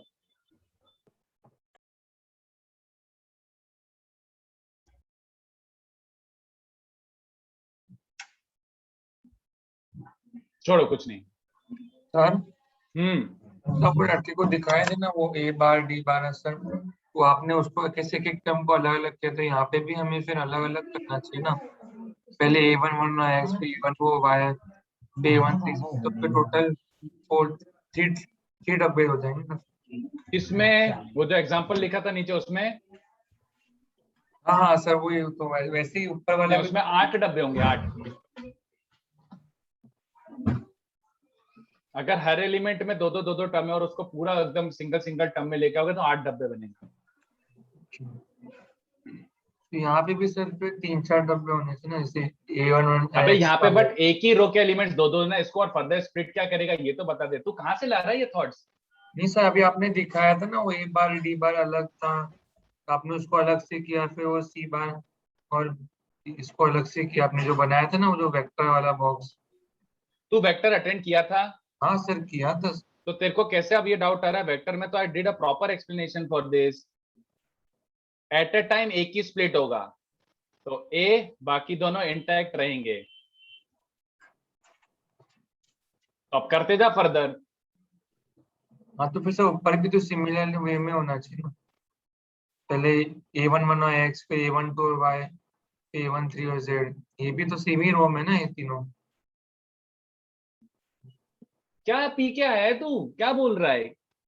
या A11 x क्या होता है? A11 प्लस एक्स बोल रहा है? A11 इंटू एक्स बोल रहा है? क्या बोल प्लस रहा है? प्लस सर प्लस आपने तो ऊपर. बोल exactly what is it you trying to say. क्या A11 प्लस एक्स? क्या तो जैसे इसको स्प्लिट कर दिया ना दो में. हाँ तो फिर जैसे भी यहाँ पे ए बार प्लस डी बार है, बी बार प्लस सी बार है, सी बार प्लस एफ बार है, तो आपने हाँ कैसे तो ए बार प्लस डी बार को किया, तो पहले हमको भी यहाँ पे A11 प्लस एस को करना चाहिए.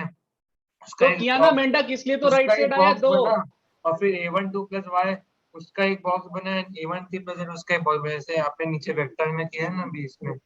अबे वो मेंढक ये वेक्टर्स हैं, ये डिटर्मिनेंट है. अच्छा ओके ओके सर. जहर पीले दुष्ट. सर ठीक है दे दीजिए सर, तो फिर नहीं. क्या पका रहा है? या तो तू वेक्टर अटेंड नहीं कर रहा है या फिर पता नहीं कुछ तू मतलब चढ़ा के बैठा हुआ है, कुछ भी बातें कर रहा है रैंडम. समझा sir, thank you sir.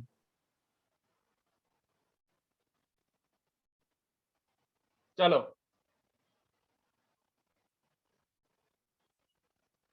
Fourth property देखो, ये याद होगी आपको. This is also pretty easy.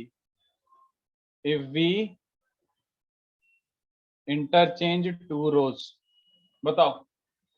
The minus sign. हाँ, that implies negative sign outside the determinant. ठीक है, negative sign outside the determinant छोड़ देना है. तो swapping any two rows, any two, I didn't say कि it has to be adjacent rows, any two rows you swap. तो जैसे A11 A12 A21 A22, ये अगर तुम ये करते हो A21 A22 A11 A12 ये स्वैप करा तो बाहर माइनस आना जाएगा. This also comes from expansion. ये भी एक्सपेंशन से ही आ रहा है. इसका एक्सपेंशन निकालो 1122 माइनस 2112, और राइट साइड वाले का एक्सपेंशन निकालो 2112 माइनस 1122. दिख रहा है एक दूसरे के नेगेटिव है. तो उसको अपन ने डब्बे फॉर्म में लिख रहे थे और उसको अपन ने प्रॉपर्टी क्या बोल दिया कि we interchange any two rows और any two columns. Of course whatever is applicable for rows is applicable for columns. तो कोई सी भी दो रो को या फिर कोई सी भी दो कॉलम को स्वैप करते हो तो बाहर एक माइनस साइन छोड़ देना. याद आ रहा है कुछ? Yes sir. Yes sir. इसका एक और था, इसका थोड़ा सा एक्सटेंशन.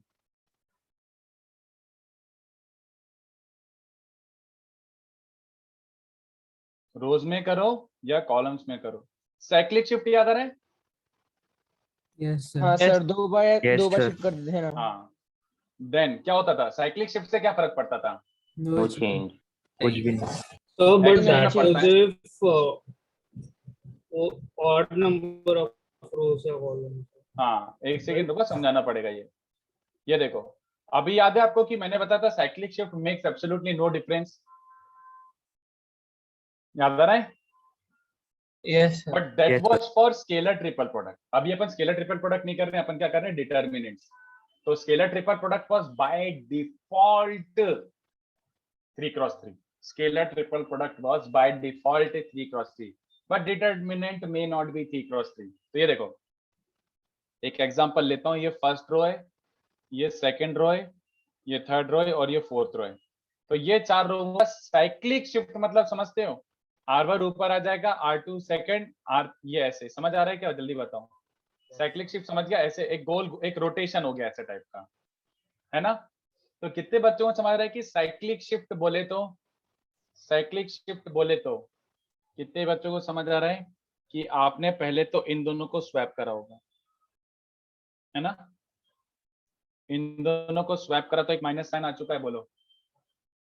फिर आपने इन दोनों को स्वैप करा होगा, इन दोनों को स्वैप करा है तो एक और माइनस साइन आ गया, and you have arrived at this.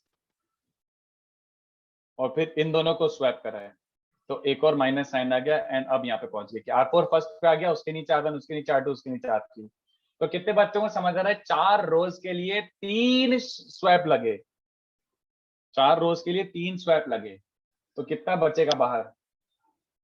Minus अब मुझे एक बात बताओ, अगर 5 रोज होती तो कितने स्वैप लगते हैं? सब 4 तो प्लस 4 स्वैप लगते हैं, और 4 स्वैप लगते हैं तो कितने बच्चों सारा एक प्लस साइन बाहर बच जाता.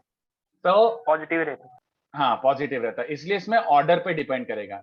इवन ऑर्डर है तो ऑड नंबर ऑफ स्वैप्स मतलब -1, और ऑड ऑर्डर है तो +1 रह जाएगा, ऐसा. ठीक है? तो this is the property, not really useful but formulate निभा रहा हूँ. लिखो इसको भी. सर एक साइक्लिक शिफ्ट खत्म कब हो गया, पैसे कैसे पता चलेगा, मतलब किस पॉइंट पे? जब सब शिफ्ट हो गए एक और क्या. अच्छा ओके, मतलब सर एक पूरा एक बार हो गया तब खत्म कर. हाँ, ये इसका साइक्लिक शिफ्ट क्या होगा? सबको एक घुमा दे तो ई घूम के इधर आ जाएगा और एक सब आगे बढ़ जाएंगे. ये साइक्लिक शिफ्ट हो गया. Okay sir.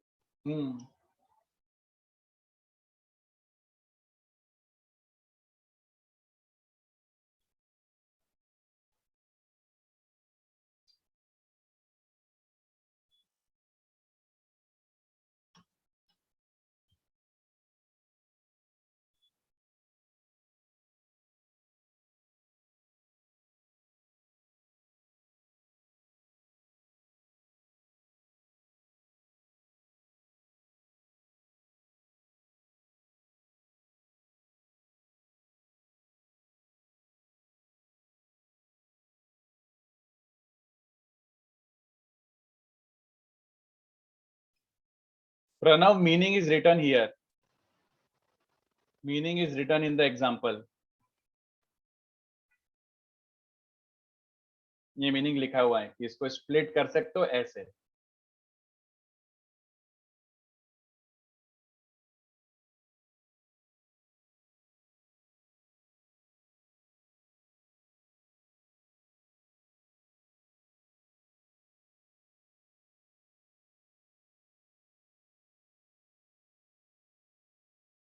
सर क्या हम लोग साइक्लिक शिफ्ट ऐसे बोल सकते हैं कि सारे रोज या कॉलम्स को एक से शिफ्ट किया?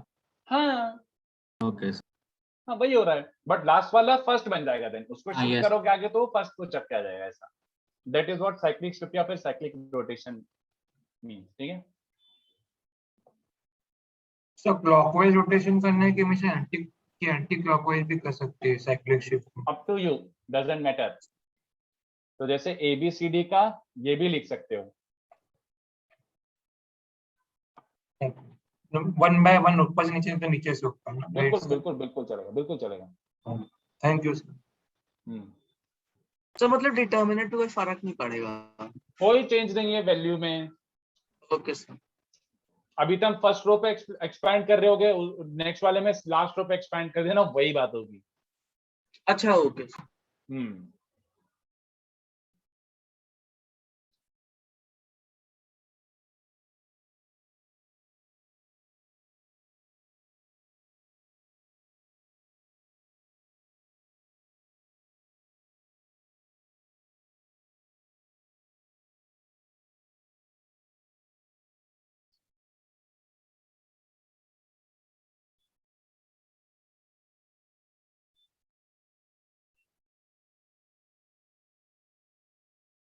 याद आ रहा है? Yes, sir. If all the elements of a row or a column are multiples of k, then k को बाहर निकाल सकते हो डब्बे के. I hope you recall. This is what I mean. KA11, KA12. मैं तो 2 क्रॉस 2 डब्बा लिख रहा हूँ, पूरा लिखने का बिल्कुल मन नहीं है. तो first row is multiplied by k, तो k को धीमे से बाहर निकाल लो. ये प्रॉपर्टी कहाँ से आई? प्रॉपर्टी कहाँ से सर आई? कॉमन ले लेंगे एक्सपैंड करके। एक्सपेंशन से, यस. इसको सच में एक्सपैंड करोगे तो KA11 A22 minus KA21 A12 ये बन जाएगा. अब इसमें से तो ऑब्वियसली कॉमन निकाल सकता हूं, समझ आ रहा है? और इसको ऑब्वियसली रिवर्स में डब्बा लिख सकता हूं. I hope this is okay. But अगर k सब में मल्टीप्लाइड है, मान लो एक n क्रॉस n डब्बा है और k हर एलिमेंट में ही मल्टीप्लाइड है, KA22 dot dot dot dot dot dot KANN. If it's an n cross n ordered determinant and k is multiplied to each and every element, then क्या common आएगा? k to the power n. हाँ, क्योंकि eight ए time एक रो से common निकलता है. तो eight ए time अगर एक रो से कॉमन निकलता है तो n रो से कॉमन निकालोगे तो k रेज टू n बाहर आएगा. समझ पा रहे हो? सर 2 रोज प्रोपोर्शनल होंगे तो 0 नहीं होगा क्या? बट यहाँ पे प्रोपोर्शनल कहाँ लिखा हुआ है? k और k. Okay sorry. हाँ, सोच ले पहले. वही, इसमें भी k मल्टीपल है, इसमें भी k मल्टीपल है. इसका ये मतलब नहीं कि रोज ही प्रोपोर्शनल है. ठीक है सर? Sorry sir. प्रोपोर्शनल मतलब फर्स्ट रो में कुछ मल्टीप्लाई करके सेकंड रो ही बन जाए, वो प्रोपोर्शनल होता है. ठीक है, तो ये जो 5 प्रॉपर्टीज थी ये तो फॉर्मेलिटी थी, हार्डली यूज आता है इन 5 प्रॉपर्टी का, ज्यादा इंपॉर्टेंट नहीं है. सेकंड यूज आएगा क्योंकि वो तो वैल्यू निकाल के दे रहा है सीधा, और फिफ्थ भी थोड़ा सा बहुत कभी यूज आ जाए तो आ जाए, but otherwise they are not really important. जो इंपॉर्टेंट प्रॉपर्टीज है वो ये दोनों. इसको मैं फैक्टर थ्योरम बोलता हूं ऐसे ही, बट नाम से कोई फर्क नहीं पड़ता. If by putting x equals to alpha in the determinant, we can see determinant value becoming 0, then x minus alpha is a factor of the determinant. All right, तो ये स्टेटमेंट पढ़ के तो क्या कुछ समझ तो आया होगा नहीं. तो let me give you an example. ठीक है, तो पहले सुनना चुपचाप, धूम मत मचाना चालू कर देना, ऐसा क्यों वैसा क्यों फलाना ढिमका. अभी मैं क्या बोल रहा हूँ वो सुनो चुपचाप. चलो, ये है डेल्टा x, तो can I call this delta x? कर लो, क्योंकि right side is apparently in terms of x. तो डू नॉट थिंक देख ये डब्बा है तो कुछ अलग ही चीज है. अबे डब्बा मतलब एक्सपेंशन, मतलब एक एक्सप्रेशन. तो कितने बच्चों को विजुअलाइज हो रहा है कि डेल्टा x अगर ओपन करोगे तो x में एक पॉलिनोमियल टाइप दिख रहा है क्या? जल्दी बताओ. फंक्शन ही बन जाएगा हैं? मतलब polynomial type. Yes yes, polynomial type. तो आप उसको डब्बे जैसा मत सोचो, आप ये सोचो कि वो एक पॉलिनोमियल है ना? दिख रहा है इतना क्या? Yes sir. है ना? पॉलिनोमियल है तो ऑफ कोर्स फैक्टराइजेबल होना ही चाहिए, whatever the factors be, but factorise तो होगा ना कभी ना कभी. ऑलराइट, तो मैं क्या बोल रहा हूँ, delta x is a polynomial in x, और मैं बोल रहा हूँ कि x को अल्फा डालता हूँ, मतलब मैंने x को डाला अल्फा और डेल्टा अल्फा 0 है, तो एक पॉलिनोमियल 0 बन रहा है, मतलब x equals to alpha root हुआ कि नहीं बताओ? Yes sir. और x equals to alpha root हुआ तो x माइनस अल्फा फैक्टर हुआ कि नहीं बताओ डेल्टा x का? हाँ सर. तो यही तो मैंने लिखा ऊपर. बट इसमें अपन ने किया क्या? अपन ने इसमें बीच वाला प्रोसेस अवॉइड कर दिया, ये वाला. डिड आई ओपन द डब्बा? नो. मैंने क्या बोला? यहीं पे x को a रखो. अच्छा, वैसे तुम ही बताओ यहाँ पे, अगर x को मैं कुछ, आई गिव यू फ्रीडम कि x को कुछ पुट करो, तो what is the most obvious thing that you are going to put here?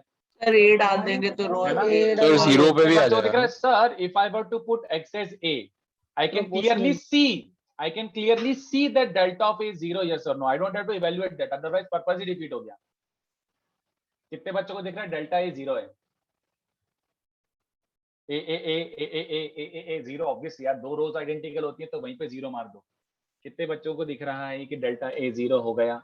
Yes, sir. और डेल्टा ए 0 हो गया, इसका मतलब है x इक्वल टू एक रूट है, मतलब x माइनस ए फैक्टर में डायरेक्टली बोलूंगा. I saw, I put, I get कि if I were to open delta x, उसका उसमें by default x minus a एक फैक्टर आएगा without even like lifting the pen, without even writing a single word. I just concluded this much amount of data. क्या ये, are you buying this? Is it very obvious? But ये वाला version use नहीं होगा, इसका थोड़ा सा अच्छा वाला वर्जन यूज होगा और इसको कॉपी करना एक्चुअली में, मतलब इसका एग्जांपल देके समझाऊंगा मैं. ये वाला वर्जन अभी मैं एक्सप्लेन नहीं कर रहा, अभी बस मैं बता रहा हूँ कैसे आता है. एक्सप्लेनेशन सारी प्रॉपर्टीज का, यू कैन री एक्सप्लेन और revisit all the properties after the 7th property. ये प्रॉपर्टी क्या बोलता है? If the version 2, the actual version which you will not be seeing in the books, if by putting x equals to alpha in the determinant, we see that m rows or columns, doesn't matter, are becoming proportional. We see that m rows are becoming proportional. That implies x minus alpha raised to m minus 1 is a fact. ये stronger result है और ये ज्यादा unusual result है. This is a stronger result.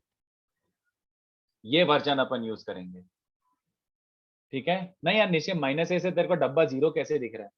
Do you actually see if I were to put X as minus A डब्बा 0? मुझे तो नहीं दिख रहा. और अगर इवेल्युएट करना पड़ गया, इसका मतलब क्या? पर्पस ही डिफीट हो गया.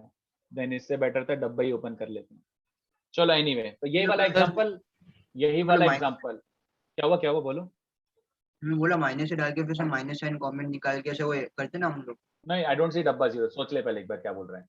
आई डोंट सी डब्बा 0 if I were to minus तो तभी कॉमन निकलेगा ना जब एक पूरी रो या कॉलम में. हाँ ये सब वो गलती समझा. हाँ चलो, तो पहले मैं आपसे पूछ रहा हूँ, कंक्लूजन निकालो पहले. Conclusion sir x minus a की पावर 2 इज द फैक्ट. हाँ, ये कंक्लूजन हुआ बिना पेन उठाए. कैसे? x को मैं a डालता तो कितने बच्चों को दिख रहा है? तीनों रोज आइडेंटिकल हो रही हैं.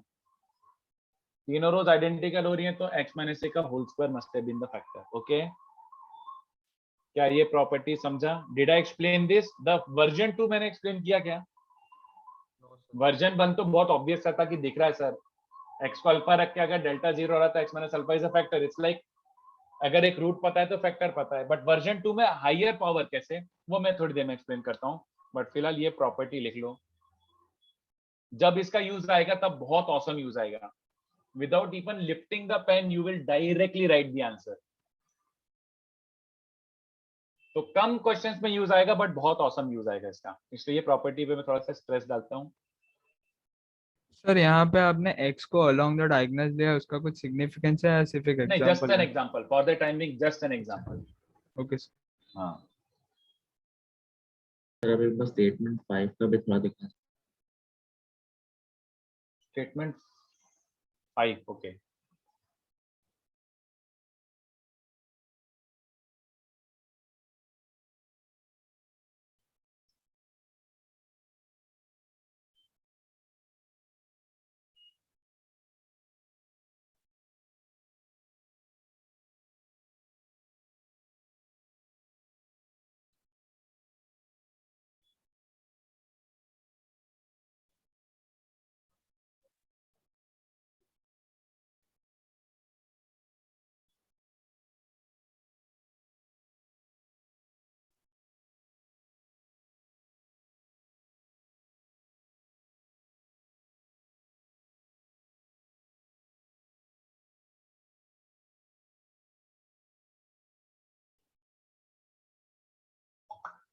सर सर तो सेकंड वाले में x माइनस ए वो वाला भी एक फैक्टर होगा ना?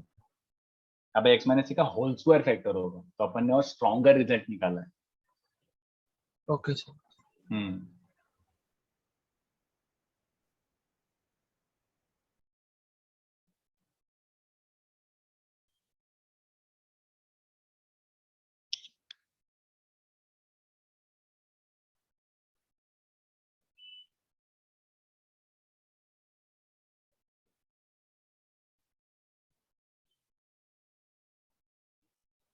चलो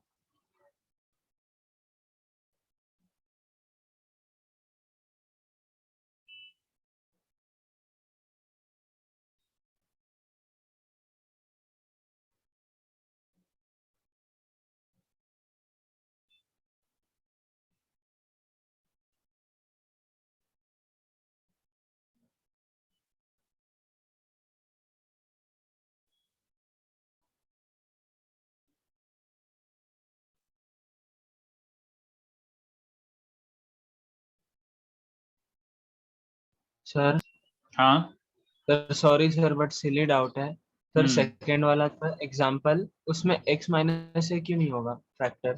फर्स्ट स्टेटमेंट से होना चाहिए। कोई इसको मारना चाहता है क्या जान से? दुष्ट, x माइनस ए का अगर होल स्क्वायर ही फैक्टर है तो ऑब्वियसली x माइनस से तो हो ही गया ना उसमें इंक्लूड, बंदर। Sorry sorry sir sorry.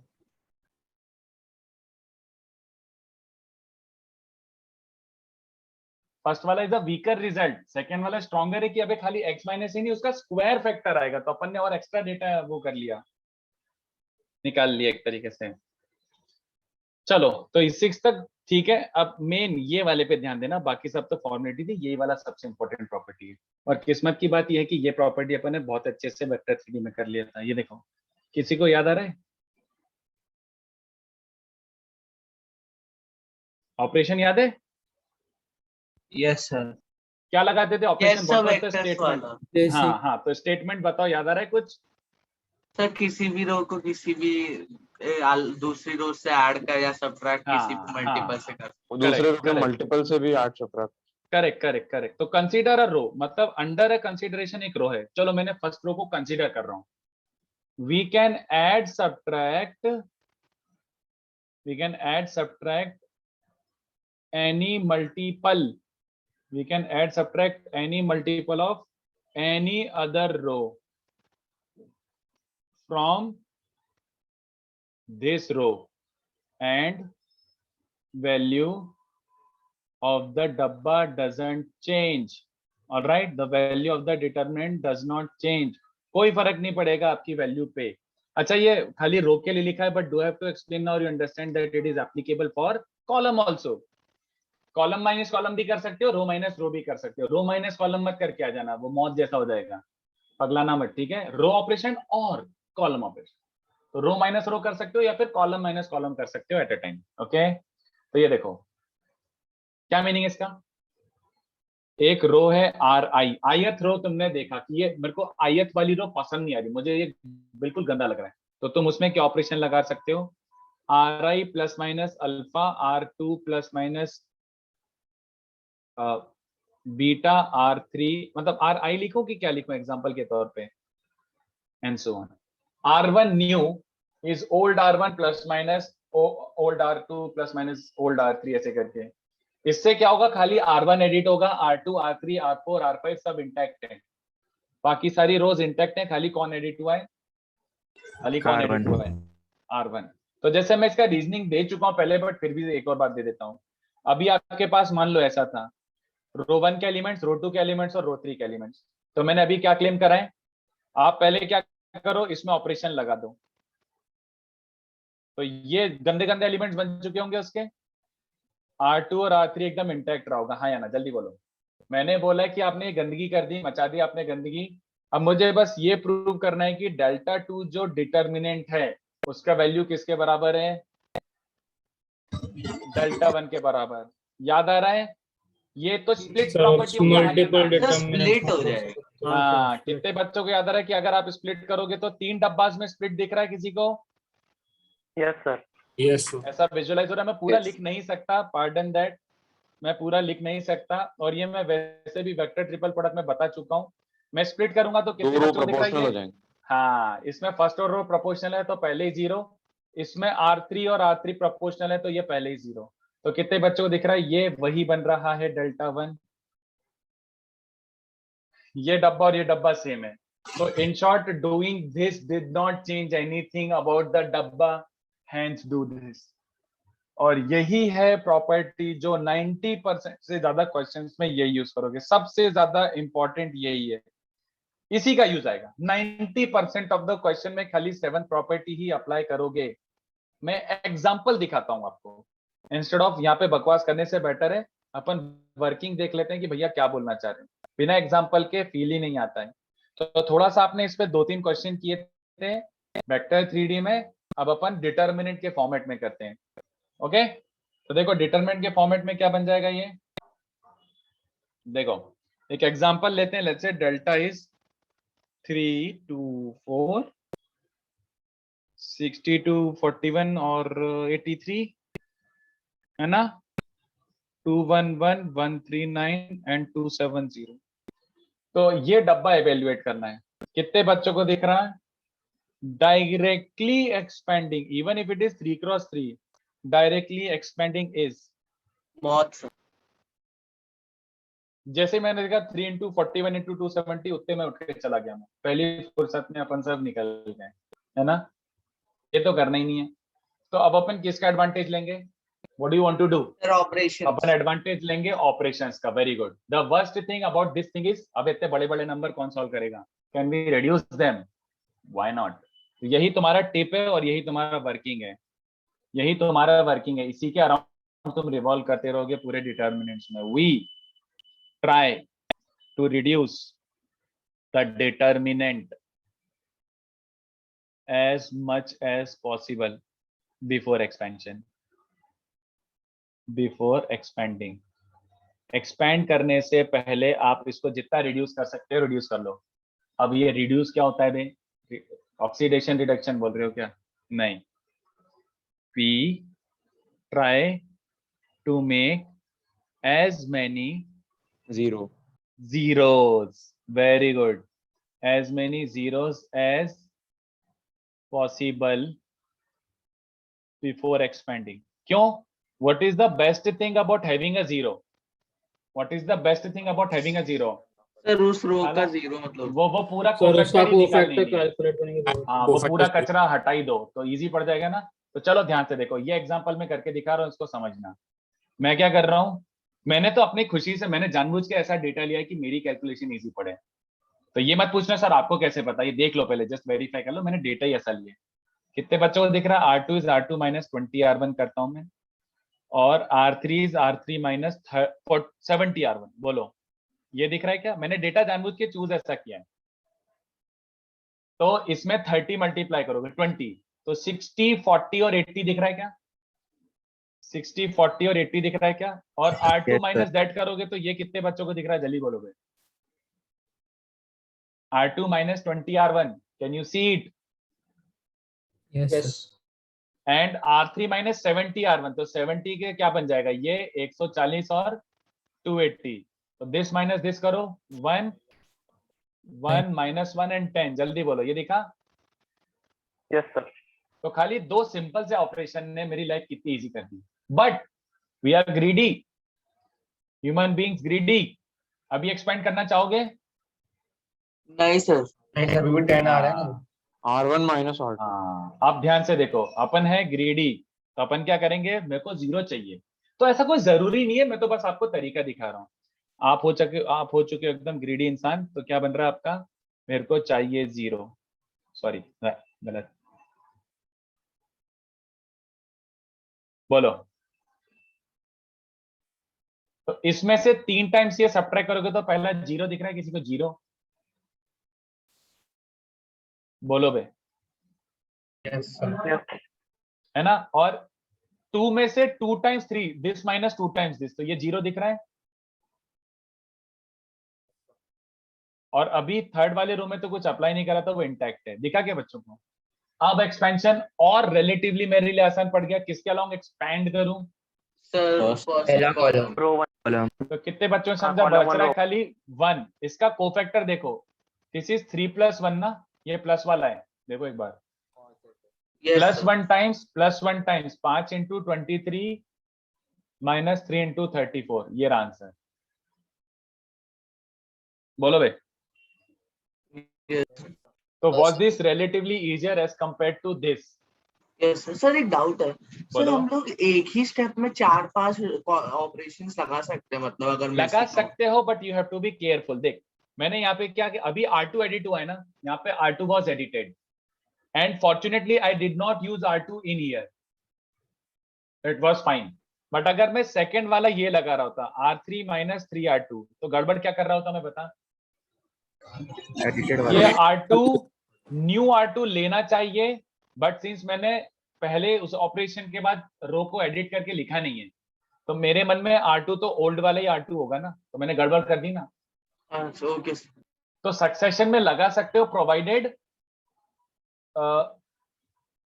New data, मतलब क्या बोलूं, मतलब सर सक्सेशन में मतलब लगा हर सकते एक हो। ऑपरेशन के बाद जो डिटरमिनेंट रहेगा उसी पे operation. That would be the safest, that would be the safest कि Okay. पहला ऑपरेशन लगा फिर डब्बा लिखा। बट कभी कभी कर सकते हो ना, इसमें देखना मुझे समझ गया कि मैं दोनों को एक साथ क्लब कर देता तो भी मेरा कोई फर्क नहीं पड़ता, बिकॉज R2 एडिट हुआ है और नेक्स्ट वाले ऑपरेशन में R2 यूज ही नहीं हुआ है, तो it's fine, I could have done that. इसमें भी देख R1 को एडिट किया है और फिर R2 को एडिट किया है, तो पहले एडिट के बाद दूसरे एडिट में उसका काम ही नहीं था। अगर मैं ये कर रहा होता तो this would have been wrong. समझता है मेरी बात?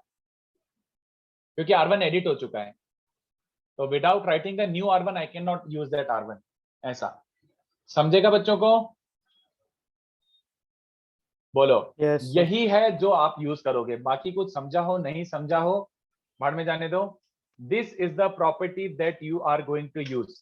अब मुझे बताओ सेकंड प्रॉपर्टी, जो बच्चे बोल रहे थे सर डब्बा जीरो आपने कैसे बोला, ये देखो सेकंड प्रॉपर्टी, ये प्रूव हो गया क्या? Yes, सर, कैसे प्रूव पूरा हुआ? रो जीरो। अगर प्रोपोर्शनल है तो इस रो में से अल्फा टाइम्स फर्स्ट वाला रो सब्ट्रैक्ट करोगे तो सारे एलिमेंट ही जीरो बन जाएंगे, हाँ या ना? Yes, sir. Yes. सर डब्बा जीरो। हाँ सर आपने सेवेंथ वाला को प्रूव करने के लिए सेकंड प्रॉपर्टी का यूज किया आपने, तो मतलब सेवेंथ वाला से सेकंड वाला कैसे प्रूव किया आपने? अरे यार क्या यार, सेकंड वाला एक्चुअल प्रूफ तो है, ओपन कर जीरो आ रहा है। नहीं सर वो समझा मैं, मतलब ओपन करके तो नहीं आई सुन, जाएगा। नहीं सुना नहीं, एक्चुअल सबका एक्सप्लेनेशन है डब्बा ओपन कर जीरो आ जाएगा। या फिर हाँ, एक काम yes, कर, sir. ऐसे सोच ले, रुक रुक रुक रुक, इसको सेकंड वाले को ऐसा सोच, ये यूज कर। फिफ्थ वाला तो मैंने जस्टिफाई किया था ना, ये देख हाँ सर फिफ्थ समझ वाला गया, तो तो प्रूव वो है ना, तो yes, बस sir. फिफ्थ वाले से तू इसमें से 4 कॉमन निकाल, है ना? yes, sir. तो yes. 1 2 3 1 2 3। अब एक्सप्लेन करो कि दिख रहा है कि अब जब तू तो लास्ट रो क्या open- लॉन्ग ओपन करेगा तो 0 0 और 0 सब 0 ही बनेगा। हाँ सर। ठीक है, तो eventually everything boils down to expansion. Eventually everything boils down to expansion. हर प्रॉपर्टी एक्सपेंशन से ही आई है, हर प्रॉपर्टी एक्सपेंशन से ही आई है। ठीक है, तो वो मैं इधर उधर घुमा फिरा रहा हूँ, बट इवेंचुअली सब एक्सपेंशन से ही आया है। थोड़ा नीचे स्क्रॉल कर। नहीं पहले इतना तो लिखो। सर हो हाँ सब वो लड़के को बोले थे ना R2 सब्ट्रैक्ट करने का ओल्ड न्यू, सर वो समझा नहीं आप लोग क्या बोल रहे थे। ओल्ड R2 उसने बोला सर, मैंने बोला आपने बहुत सारे ऑपरेशन एक ही साथ लिख दिए, तो क्या ये कर सकते हैं? मैंने बोला कर सकते हैं प्रोवाइडेड, जैसे अभी R2 एडिट हो चुका है ना इस ऑपरेशन के बाद, हाँ यस सर। तो यहाँ पे R2 यूज हो रहा है क्या? नहीं तो ये चलेगा, कंफ्यूजन हो जाएगा नहीं तो। है ना? बट अगर मैं ये कर रहा होता तो ये गड़बड़ हो गई ना, बता क्यों? हाँ क्योंकि रहेगा वो नया वाला। हाँ क्योंकि मैंने इसको चेंज कर दिया है, बट ये Yes, sir. चेंज्ड वाला यहाँ पे यूज ही नहीं करा है। और तो हमें सबसे तभी- सेफेस्ट होगा after every single operation you right the determinant, वो सबसे सेफेस्ट होगा। बट वो फिर लेंदी बात हो गई ना, तो दिमाग में अगर इतना याद रखो कि भाई पुराना वाला अगर नए ऑपरेशन में यूज नहीं हो रहा है तो फिर लगाओ, सक्सेशन में भी लगा दो। टाइम कम करने के लिए कर सकते हैं। हाँ करेंगे, इनफेक्ट करेंगे। ओ भाई साहब लिख के मैं क्वेश्चन दे रहा हूँ, पहले घर से क्वेश्चन करके लाओगे, अभी भागा दौड़ी मत मचा देना। No running away. क्या क्या क्या? थोड़ा ऊपर कर सकते हो स्टेटमेंट का लास्ट पार्ट। अच्छा ठीक है। अभी मैं क्वेश्चंस दूंगा, मतलब इजी क्वेश्चंस दूंगा, बट ये क्वेश्चंस आप ट्राई करके लाओगे, वरना लेक्चर वेस्ट, बिना क्वेश्चन के लेक्चर वेस्ट ही होता है।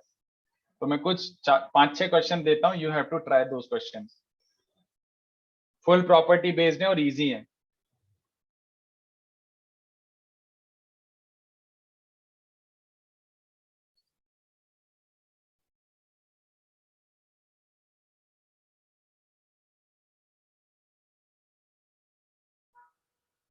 और एक आदत डालना हमेशा, ये देखो मैंने ऑपरेशन लिखा है, कई बार तो मेंटली भी सोच लेना कि इसमें से 3 टाइम्स ये सब्ट्रैक्ट करो, तो आपने सीधे डब्बा लिख दिया ऐसे करके, बट ऑपरेशन लिखना, इट विल हेल्प।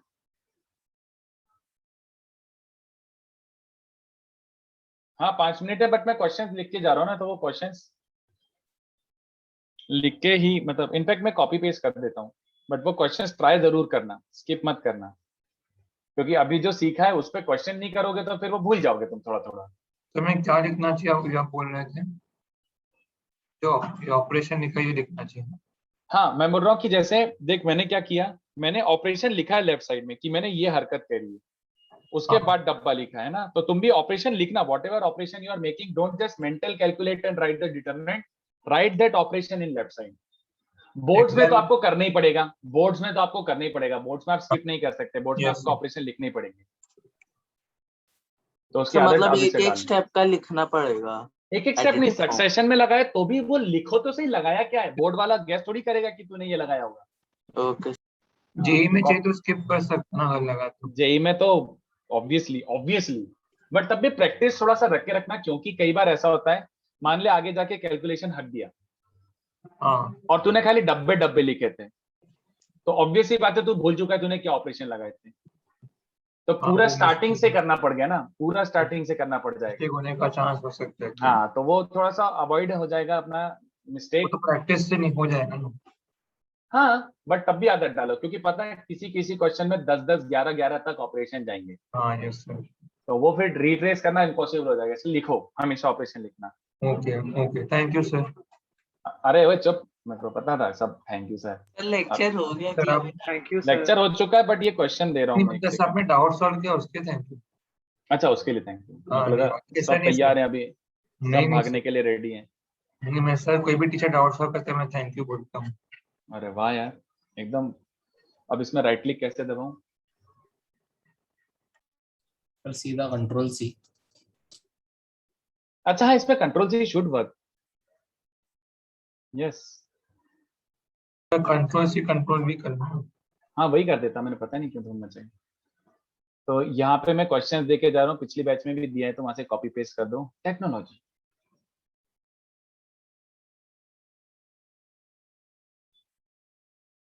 नहीं आया, मैं गरीब हूँ, नहीं हूँ, नहीं हूँ, हो गया ठीक है। तो ये क्वेश्चंस बच्चों करके आओगे? यस ठीक है, तो ये क्वेश्चंस बहुत इजी हैं, आपको ऑपरेशन लगाना है, ऑपरेशन बेस्ड क्वेश्चन है, और क्वेश्चन 2 है कि बिना एक्सपैंड किए प्रूव करो। अरे यार कुछ थोड़ा सा ऊपर नीचे हो गया सर, यहाँ पे 1 omega omega square cube roots ही है ना?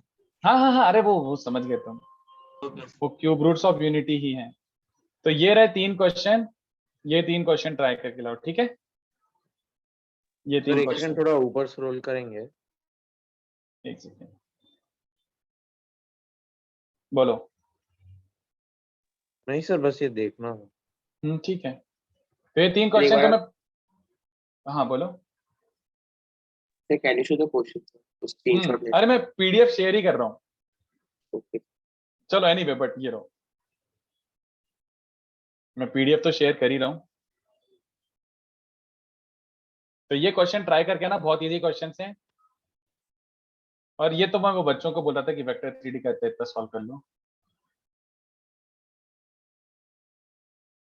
ठीक, ये है क्वेश्चन 2 और 3, तो try these questions, they are property based questions, कुछ भी फाइटर नहीं है इनमें। तो नेक्स्ट लेक्चर में एक्सपेक्ट कर रहा हूँ ये करके आओगे, ठीक है? Bye bye sir, thank you. Bye sir, thank हाँ और पढ़ के आना, ठीक है? क्योंकि नेक्स्ट लेक्चर अपन बहुत सारी चीजें करेंगे, ये इतना याद होना चाहिए प्रॉपर्टीज। तो चलो I will share the PDF right away, तो आज ही ट्राई कर लेना मेरे हिसाब से। तो हाँ आदित्य, वेक्टर का बुकलेट में बोल रहा हूँ कि 1A 1B और 2A सबसे पहले ये 3 अटेम्प्ट करो। Next week I try to keep a doubt session, but सबसे पहले ये 3 अटेम्प्ट करो, उसके बाद 1C करना। और 2B और 3 ऑप्शनल है, they are not JEE oriented, they are not JEE oriented. उससे बेटर है मेरे क्लास के क्वेश्चंस कर लेना अच्छे अच्छे वाले वापस। ठीक है, चलो टाटा।